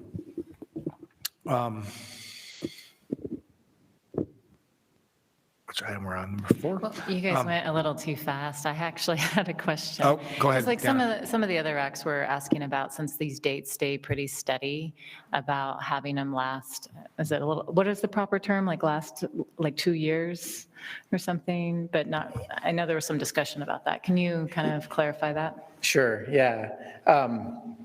The question was, is it possible? So some of the frustration and feedback I've gotten from sportsmen is that in other states, they're very consistent on their dates and they'll set those out further into the future, right? Colorado sets their dates for 5 years. New Mexico sets their dates and permits for 4 years. And Utah, we're probably one of the more proactive states, and we come back and bring dates through every year. And the question that we've gotten, and we've tried to get away from that for consistency, right? It seems like we always want ultimate flexibility and ultimate consistency, and you have to pick at some point, right? You can't have both. In our other species, mammals program, waterfowl program, we've gotten away from that. And we've said, we're going to set 3-year proclamations or 3-year guidebooks, 3-year dates. It wouldn't be a stretch at all to do at least 2 years in big game and give those season dates a year out for folks to be able to plan their vacations around and plan their things around. And if that's something that the RACs and the board would like to see, we could definitely do that. And along with that and doing that, I think what we could offer is, I don't know if anybody saw the presentation that we gave on our deer studies that we're doing, what we're doing for deer that we gave to the board. If we freed up some time, it would give us an opportunity to have a meeting about some of the biology side instead of discussing season dates. And I know I would prefer that. I would prefer us come down and work to show and share what we're doing for deer, what we know about deer, what we know about reproduction, and the things that we do to manage populations. So that was the question. The answer is yes, and it would free up some time to do more productive things. Yeah, and then Scoot, I really appreciated your comment about how if seasons overlap, it can maybe cause concern. Did you happen to take a look at these season dates? Are there any issues now that you brought it up that it's partly our responsibility? No, I didn't. I think the reason we probably didn't catch it before is because antlerless dates are done at a different time. They're not in these tables, right? And so that's probably why we didn't notice it before. But this is something I'll be looking out for sure when the antler sun comes out next go around.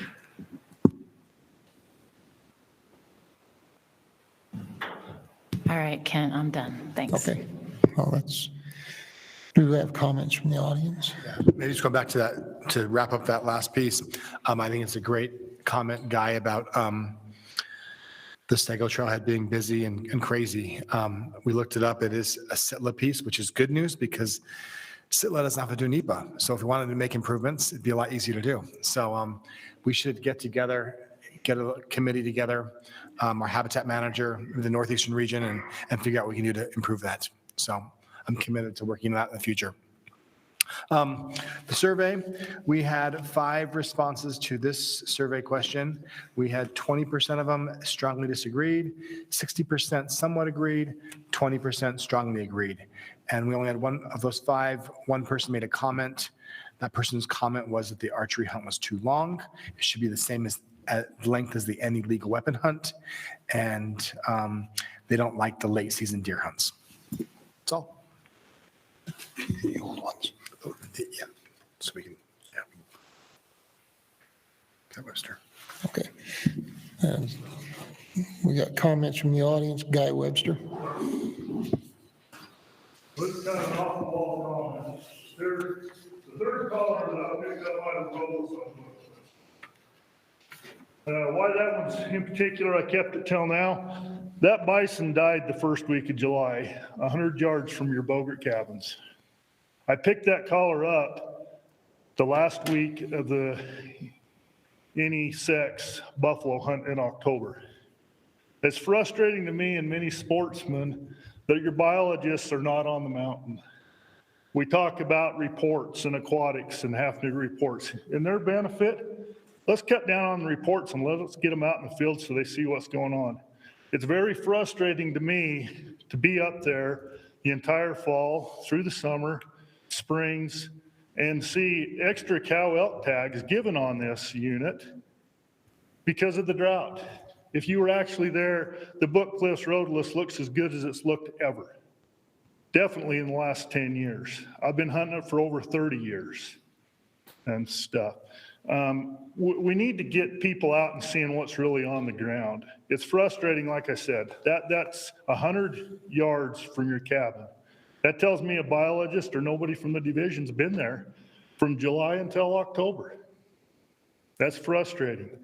We're setting season dates. It's a circus up there. We've got cow elk hunts. We've got buffalo hunts. We've got elk hunts. We've got bear hunts. We're talking season dates. We need to get these separated out a little bit because that is a small unit to take the hunting pressure that's there. It needs to be looked at, needs to be addressed. 20 buffalo hunters on top of all your spike elk hunters, your cow elk hunters. It's got to be addressed. These season dates are overlapping and you're putting far too many people into a small area and things. Part of this point creep we're talking about, we need to start looking, get the biologists out there, realize what the animals are. The Book Cliffs can't sustain cow elk hunts, taking more elk than what's there. You're going to find that your success rate was extremely low. They were given extra tags after the draw this year for elk that don't exist. I seen and talked to numerous people that hadn't even seen them now. In the last 14 days I was on there, and I spent over 40 days on the road list this year, partially because I couldn't get off the mountain because of the road conditions. But in the last 14 days, I saw 2 cow elk, and they were on the Indian ground and stuff. So what I ask is you guys get out of the office, get your biologist a chance to get out of the office, cut down their paperwork, and let them get out and see what's really going on and take hunters' input of seeing what's going on. The spike elk hunt has destroyed that unit. Plain simple, end of story. The Book Cliffs deer are atrocious. We talk about we can't plant hay in Cunningham's ranch. We can go fix bridges to go into Hat's ranch, but we can't plant hay. Yeah, I agree. Alfalfa is not a native forage for deer. But let's talk about all the farmers that feed alfalfa. Why are we giving landowner permits? It's not because deer are coming in and eating their shrubs and their herbs. They're coming into their alfalfa fields, and we give out, I think we're going to have a proposal here in just a little bit of close to 4,000 landowner tags for deer eating alfalfa. Let's go, let's try that. Let's listen to some of the sportsmen, some of the people out there. I've been on the Book Cliffs when Cunningham's had it and watched it just go downhill. Yeah, our problem is, we look at our data, you come out with your Bookcliff study, 12 dead animals, 8 of them unknown, and your answer is kill more predators?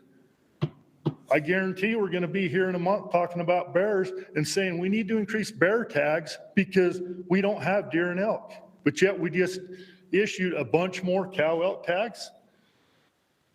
Let's start looking at the real reasons of what's going on and make improvements. And my question is, and my comment is, let's let the biologists get out there. That's the third tag I've pulled, or third collar I've pulled off there, and very frustrating when that's less than 100 yards from your cabin. Plain simple, they weren't there. You finally had one biologist show up the last week of the cow elk hunt to winterize a cabin that has no running water in it.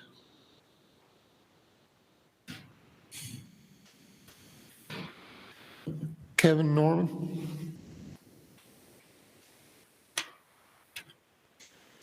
Kevin Norman, representing SFW. We'd like to support the division's recommendations.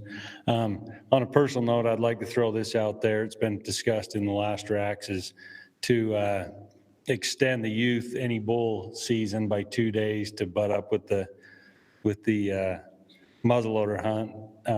The reason is, if you've listened, is when they extended the archery season by a week, it overlaps with the youth any bull limited entry draw, and that would allow the kids to have 2 days in the field without archery hunters.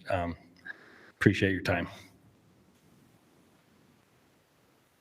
We don't have any other comment cards from the audience. Okay, before we start comments from the RAC,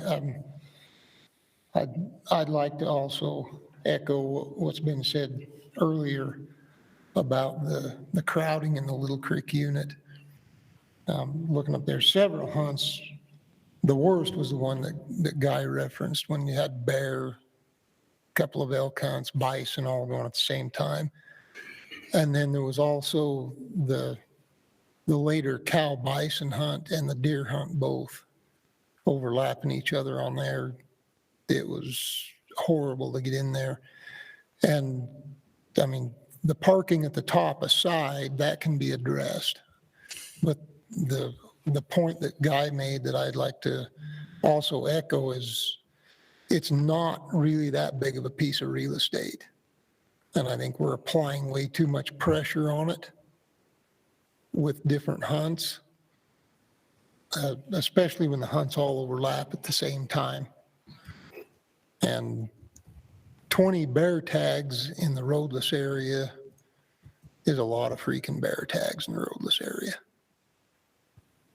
The last few years, I've noticed way fewer bears in there. Probably been the last 10 years, the bear population, that roadless, has gone down substantially. And so has the elk population.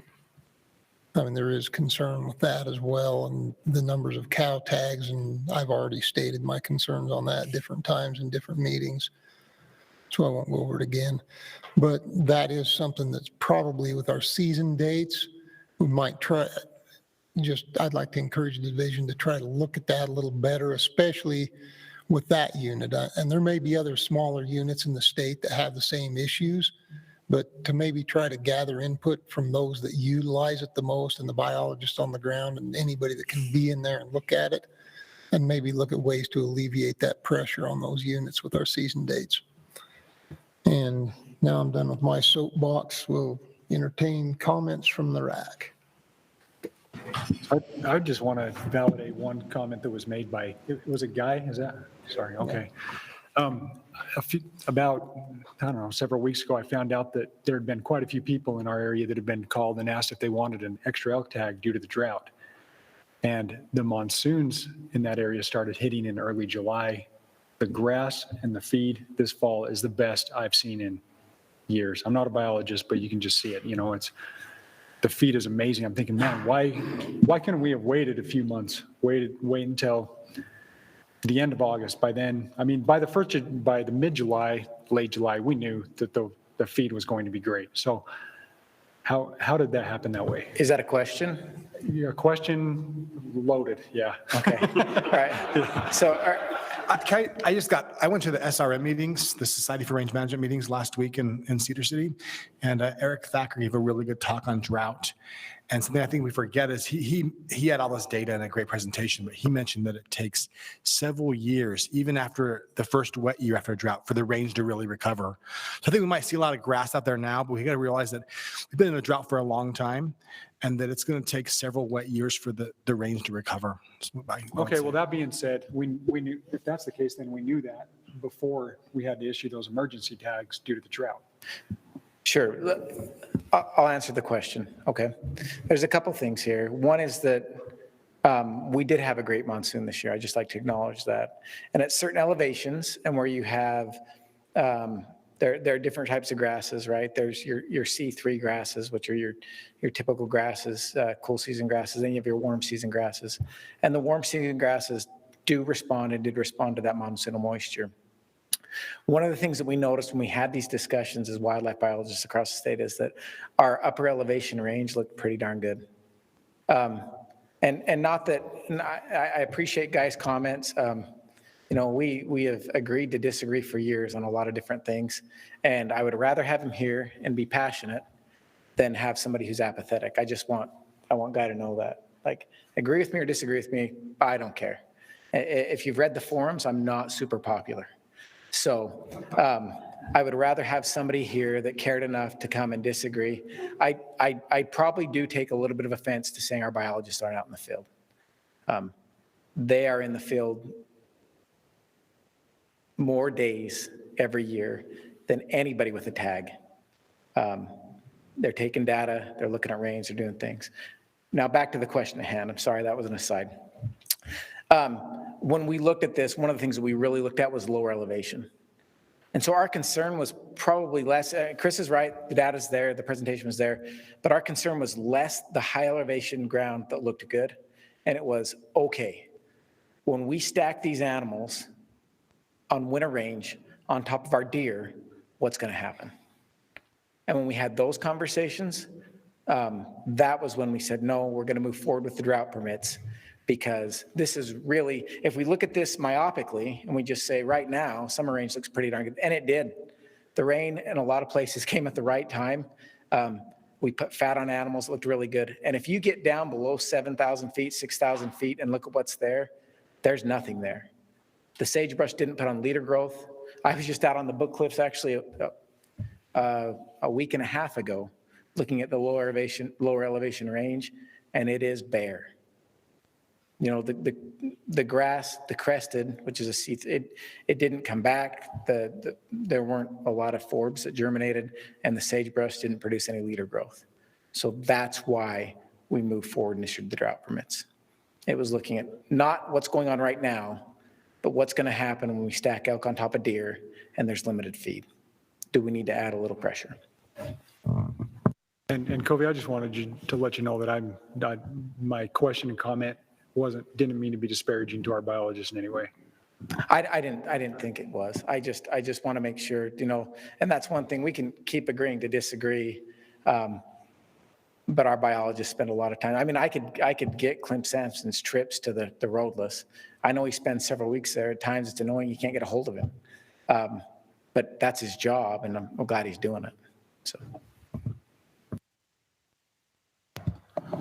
I'd kind of like to ask a few questions just to kind of educate myself before we go into this season's discussion.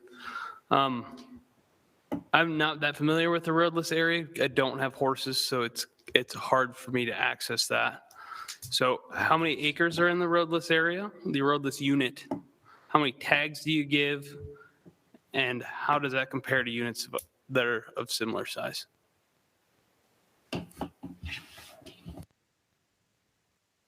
So that's kind of a loaded question, right? I didn't mean it to be loaded. I'm just trying to find out. Not on purpose. I don't think you did mean it to be loaded, but the reason why is because you can't just look at acreage and density.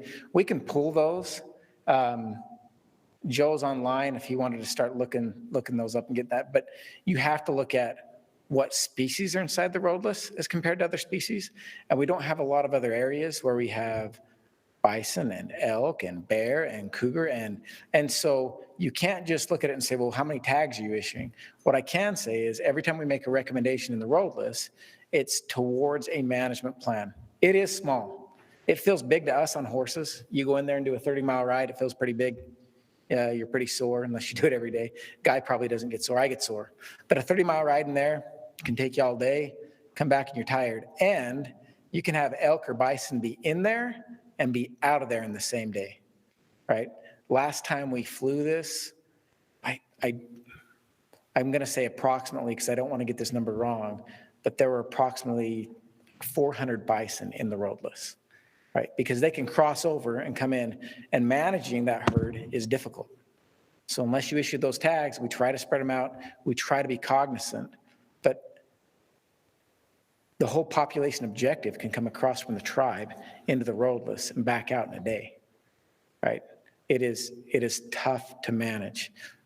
We will be more cognizant as we move forward and recommend permits. I guess mine is just, I realize there's multiple species. It's its own unit. Every unit is different. I guess what I'm hearing is the concern with pressure, hunter's pressure. So understanding how large the unit is and how many tags are overlapping can give me an idea of how much actual pressure is in the unit, so I can make an educated decision on what that looks like. Yeah. I can help out with permits if you like. Yeah, we can. If we want to go over that, we can. But tonight we're just talking about season dates. Just so you know about permits. So we had only 7 permits were issued for elk last year in the roadless area. We have not been meeting that age objective for many years, so we cut down elk permits quite a bit. There were 2 bison hunts, 1 hunter's choice, 1 cow only, and they each had 20 permits in them. And that's, as Kobe mentioned, a large percentage of that population done our last surveys has been in the roadless area. And so to get that population to objective, that's where the permits needed to be issued.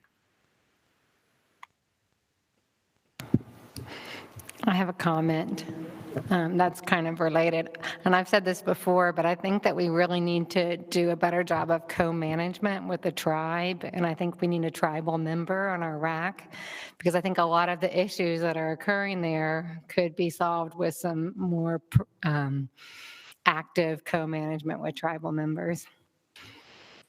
And my other comment is I really like the idea of having consistency and having these season dates and maybe even permit numbers lasting for 2 years or even longer.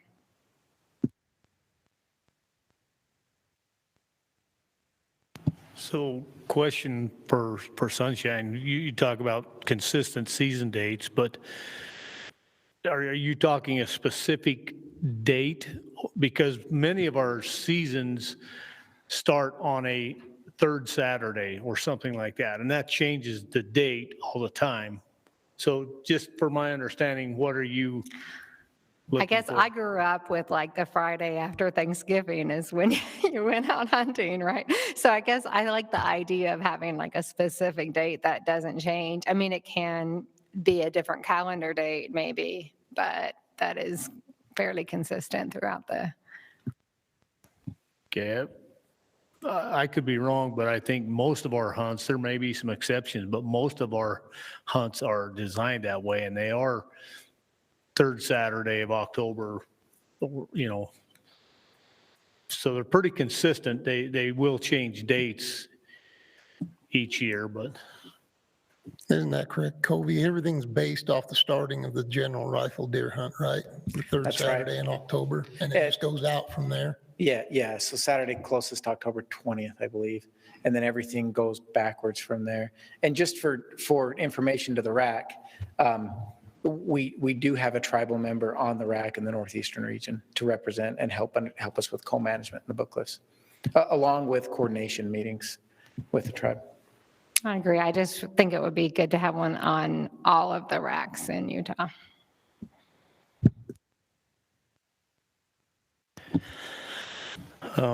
I got a comment. I will kind of stick up for the biologists, because I've worked with Wade and with Brad a little bit. I know they put in a tremendous amount of overtime. Problem I see is that they are responsible for such a tremendously large area. It's virtually impossible for one biologist to cover everything that they have to do. And, so they're faced with a very tough job, and I know they work hard at it. This may offend some of you. I hope it doesn't, but it's a world we live in, but we could use a lot less pencil pushers and a lot more people in the field. Conservation officers, for one. We have one conservation officer that has to handle a huge area. I've been hunting for 30, 40 years, and I think I've been checked 3 times in my life. You go to Wyoming or somewhere, I've had friends that have been checked multiple times a week. So I do think that we, the guys that are out there are working hard, but the area that they have to cover is huge. The other thing that I want to comment is, and I don't know the answer, but we hunt these animals from mid-August till into February, and there's no let up. It's one species or another, one hunt after another. And I think that's very difficult to, our animals just have no break. They're being pushed by something or someone constantly for that entire time. That being said, I know we have all the hunts, and it boils down to opportunity. If we eliminate hunts to give the animals, then we eliminate opportunity. And so I understand the predicament that the division is in there, but I wish there was some way we could come up with to minimize that time frame that we're pushing the animals. Okay, well, do we have any more comments about the season dates and other key dates on the schedule? If not, we can move to motions.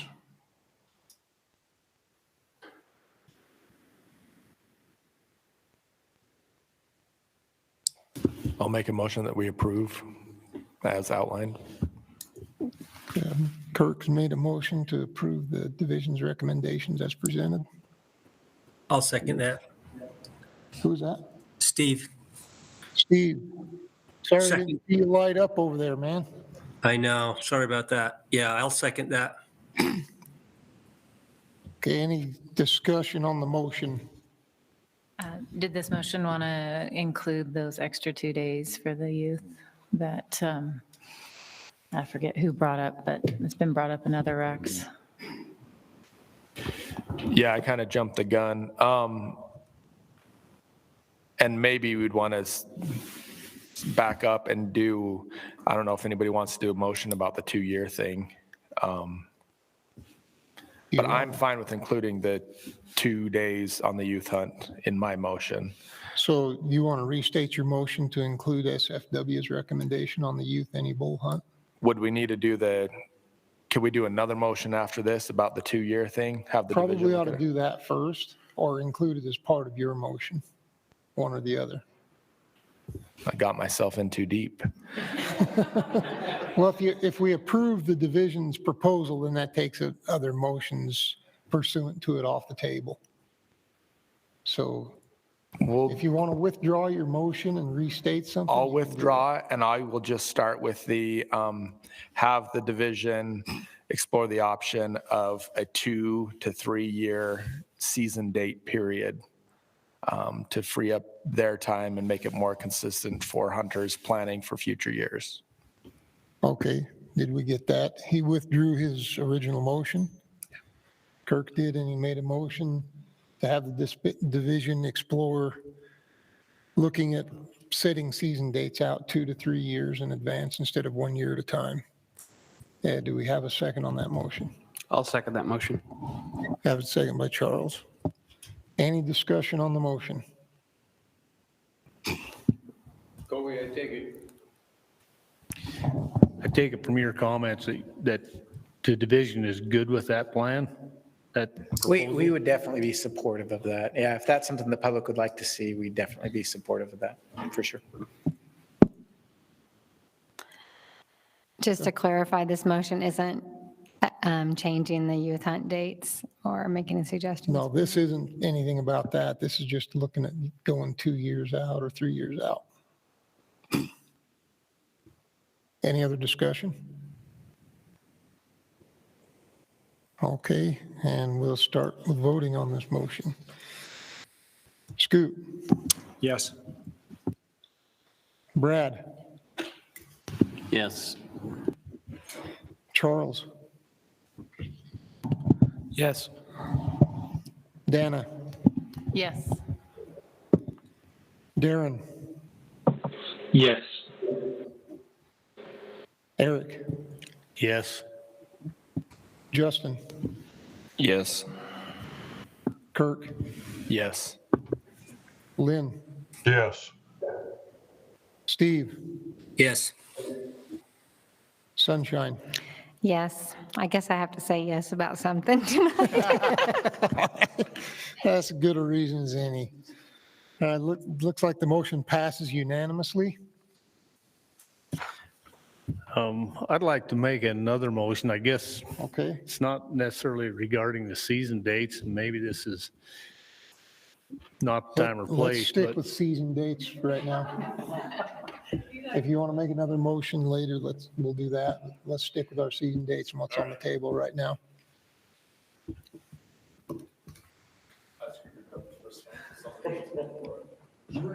I move to approve the recommendations of the division for the season dates. Could you? Did anybody want to address SFW's recommendations on the youth any bull hunt before we move ahead with that motion? I just want to make sure that Kirk brought it up a minute ago, and No one's going to touch this motion now. okay. Okay, you don't have to. I'm just asking to make sure we didn't skip over that. I'll give you a good hearty second if you add the 2 days. I definitely will add the 2 days to the motion. Okay, so Brad has made the motion to accept the division's proposals with SFW's suggestion to add 2 days to the youth any bull hunt, I'll second that. and seconded by Scoot.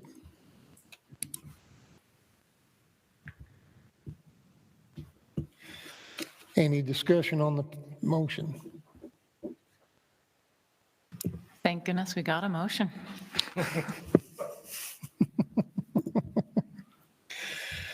All right, well, let's go to voting on it then. Scoot? Yes. Brad? Yes. Charles? yes. Dana? Yes. Darren? Yes. Eric? Yes. Justin? Yes. Kirk? Yes. Lynn? Yes. Steve? Yes. Sunshine? Yes. 2 in a row. Okay, motion passes unanimously. Okay, did you want to address something? Yeah, go ahead, Eric. Eric wanted to address something else. Yeah, I think, based on comments from the public tonight, I know that there's an issue down there at the parking area for the roadless area of the Book Cliffs. I'd like to make a proposal that the board ask the division to look at doing something to help remedy that. whether it be working with Sportsman's Group or somehow to help alleviate the problem that's there. Can I ask a question, maybe for Kent or for Guy? Is the issue there a too many permits and it's too crowded issue, or is it a structural issue at the trailhead itself, or is it both? It's a crowding and structural issue both up there. I mean, if you're going to have people up there, because not everybody that goes up there is a hunter all the time. You have people up there that are going just to ride. You have hikers up there, backpackers, people utilizing that because, I mean, it is one of only a small areas that are kind of a true wilderness area in Utah where you can go and have that experience. So you end up with, there's an area where there's too little parking and not enough room for everybody that's trying to utilize it. And I think a lot of that could be changed and moved around. I mean, some of the horsemen's groups like the Backcountry Horsemen have went up there and they've done some improvements and put in hitching rails and things like that that have helped of livestock being tied to trees and pawing at the ground and things like that. But overall, it's a problem with parking and somewhere to be. And I think maybe that's what we'd like to see done. I mean, as far as crowding goes, because you can't tell people they can't go there. I mean, we can change season dates around and do things to where we alleviate that pressure, but you're still going to have people utilizing it. And pretty much from Memorial Day into October, you have people of all walks of life using that frequently a lot. Mostly it's horsemen, but there are getting to be increasing numbers of backpackers and other hikers and people. I've even run into groups of fishermen in there that are just hiking in to fish somewhere where they don't have pressure, even though they're only going to catch tiny little fish like this. At least they're by themselves and they have a different experience with it. And I think that's kind of what the motion, what Eric's doing is we want to try to alleviate, at least make room for the people that are going to park up there. Because if you're going to have the people going, we've got to do something to where they can get off the road. We had guys up there on these hunts that were having to park down on the switchbacks and ride their horses and take their stock up to the top because there's just nowhere to even get off the road at the top. Was aggravated this year because of the increased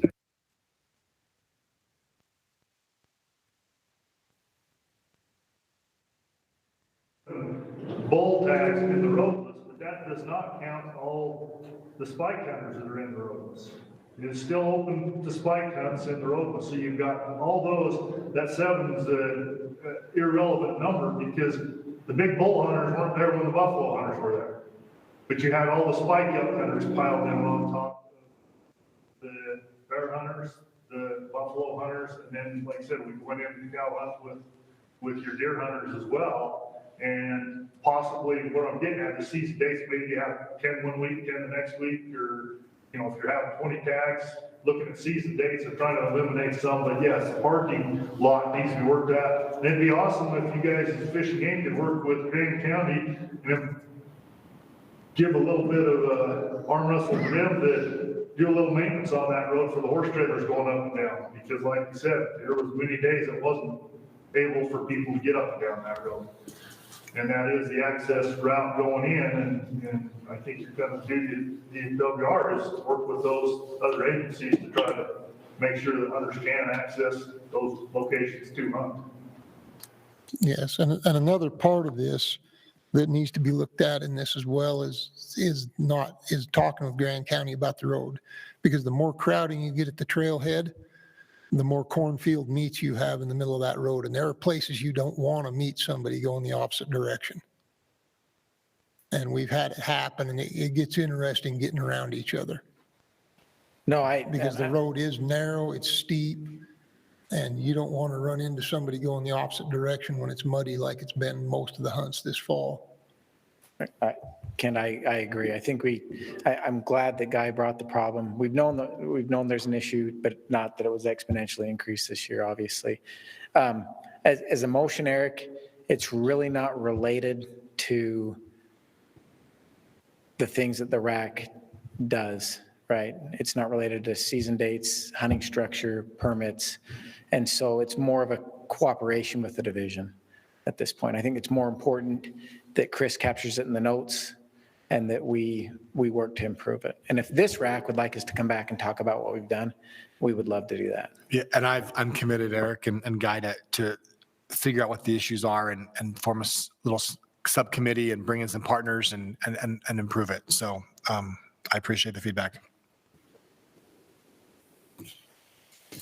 Okay, we'll just leave that at that, and then it's brought up, and we've had the discussion. Thanks, Kobe, appreciate it. Thanks, Guy. Okay, last on the list, CWMU and landowner permit recommendations. Everybody has looked at the presentations online. Do we have any questions for Chad from the RAC?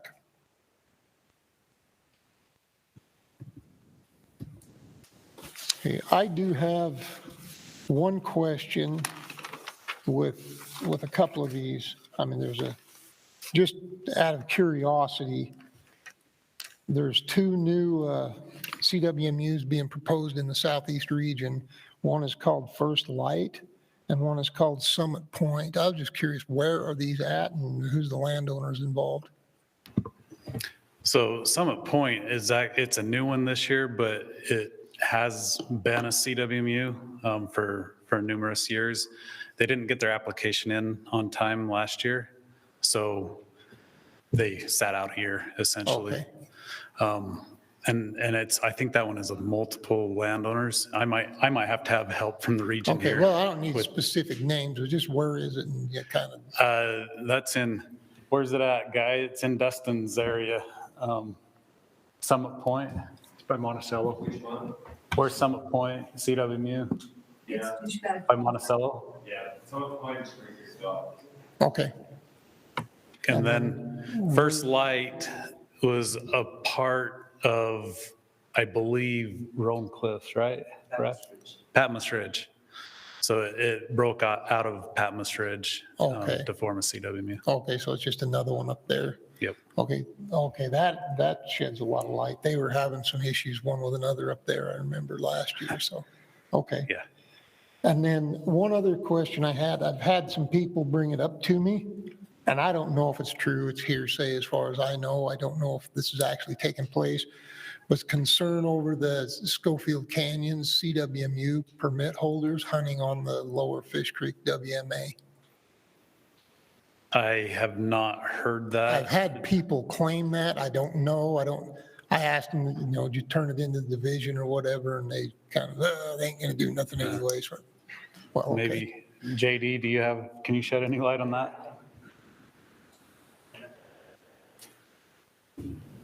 So we kind of had that concern when that switched. We've spent some time in that area. We've tried to do what we can to monitor it and patrol it in certain ways to make sure that that's not happening. And from what we've seen, we haven't documented any of that. Okay. So. Okay, maybe it's just somebody being grouchy, but.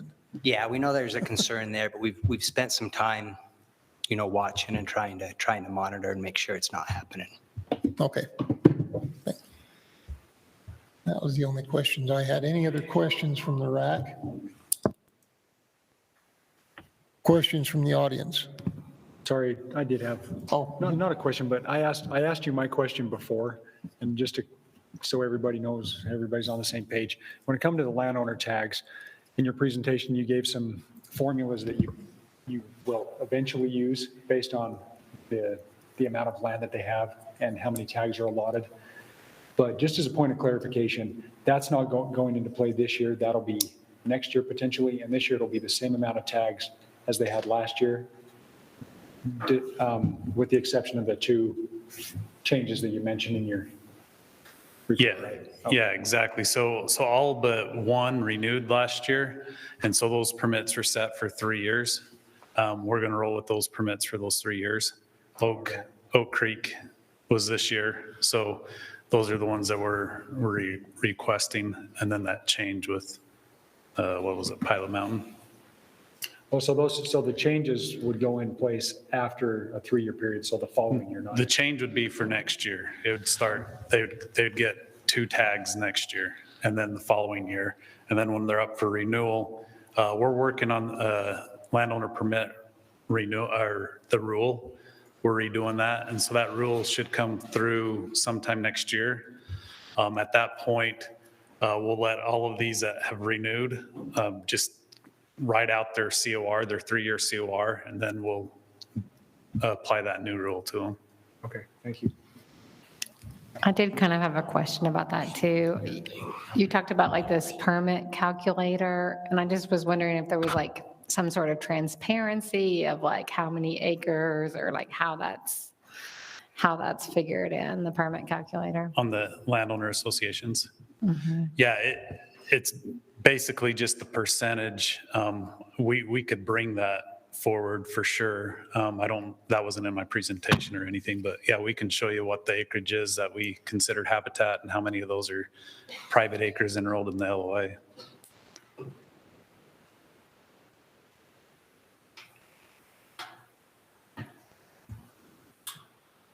Any other questions from the RAC? Questions from the audience?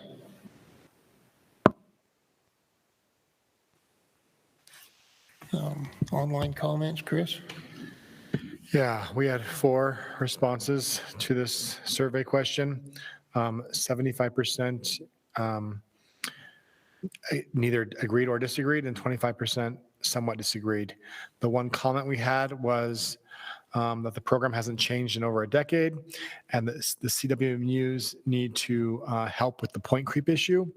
And instead of a 90-10 split, they'd like to see something more like a 75-25.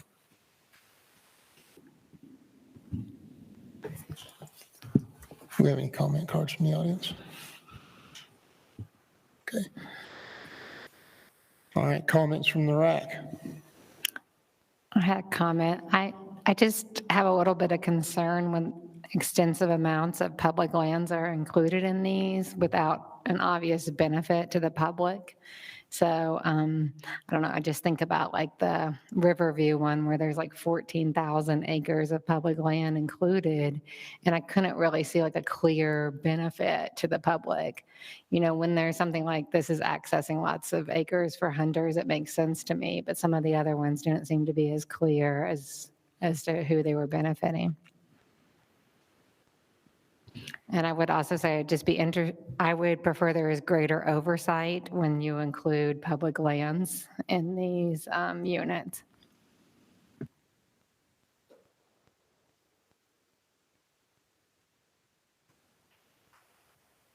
Any other comments?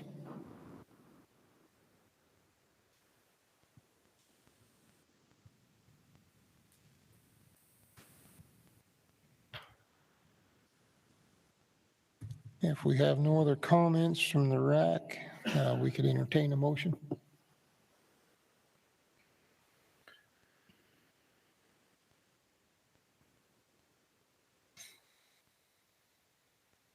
You guys just like sitting here, don't you?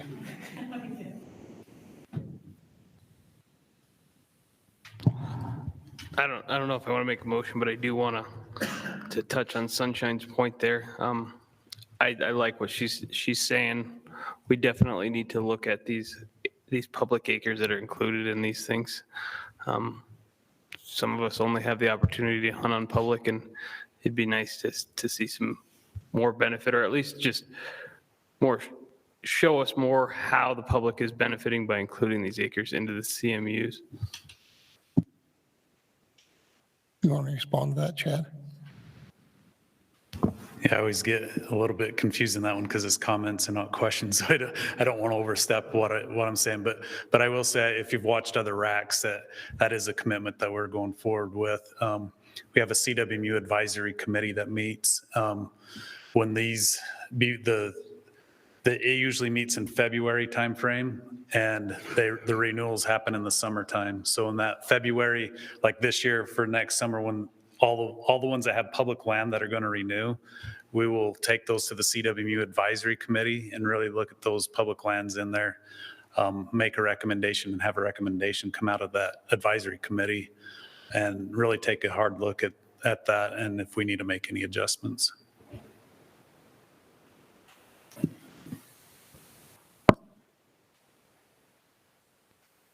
Any other comments or discussion? If there's no other discussion based off of that extra input, then I would make a motion to accept the division's recommendations as they have proposed. A proposal to accept, motion to accept the division's proposals for CWMUs and landowner permits by Dana Truman. Do we have a second? I'll second the motion. Brad seconded the motion. Go through any discussion on the motion.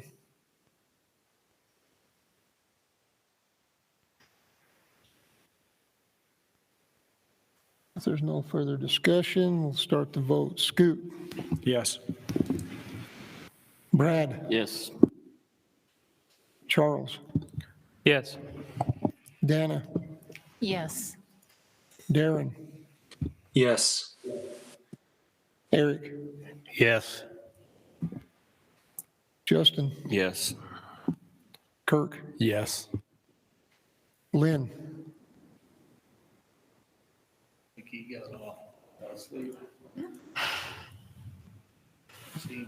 Now, we have no more Lynn, do we?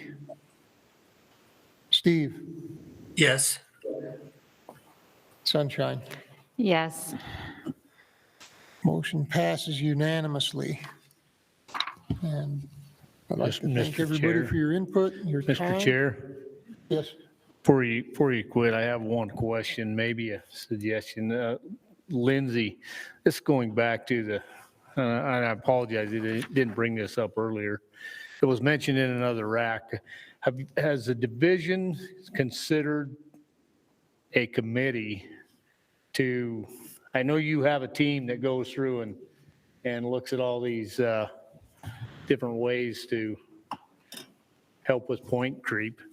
But because we know that this problem is going to get worse and worse as the years go on, what are your thoughts on a committee?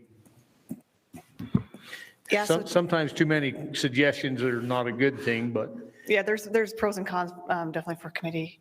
Typically, since it's an admin, we've never really pursued committees versus like the statewide DRL because that's mandated. But it's not a bad idea. Throughout this process, we've got to start thinking about maybe that's where we need to go, but it's still a discussion. I need to have it at the headquarters, but it's not a bad idea. okay, well, we have the elk committees, the deer committees, and it just seems like this is such a growing problem that maybe that's something that could help. Yep.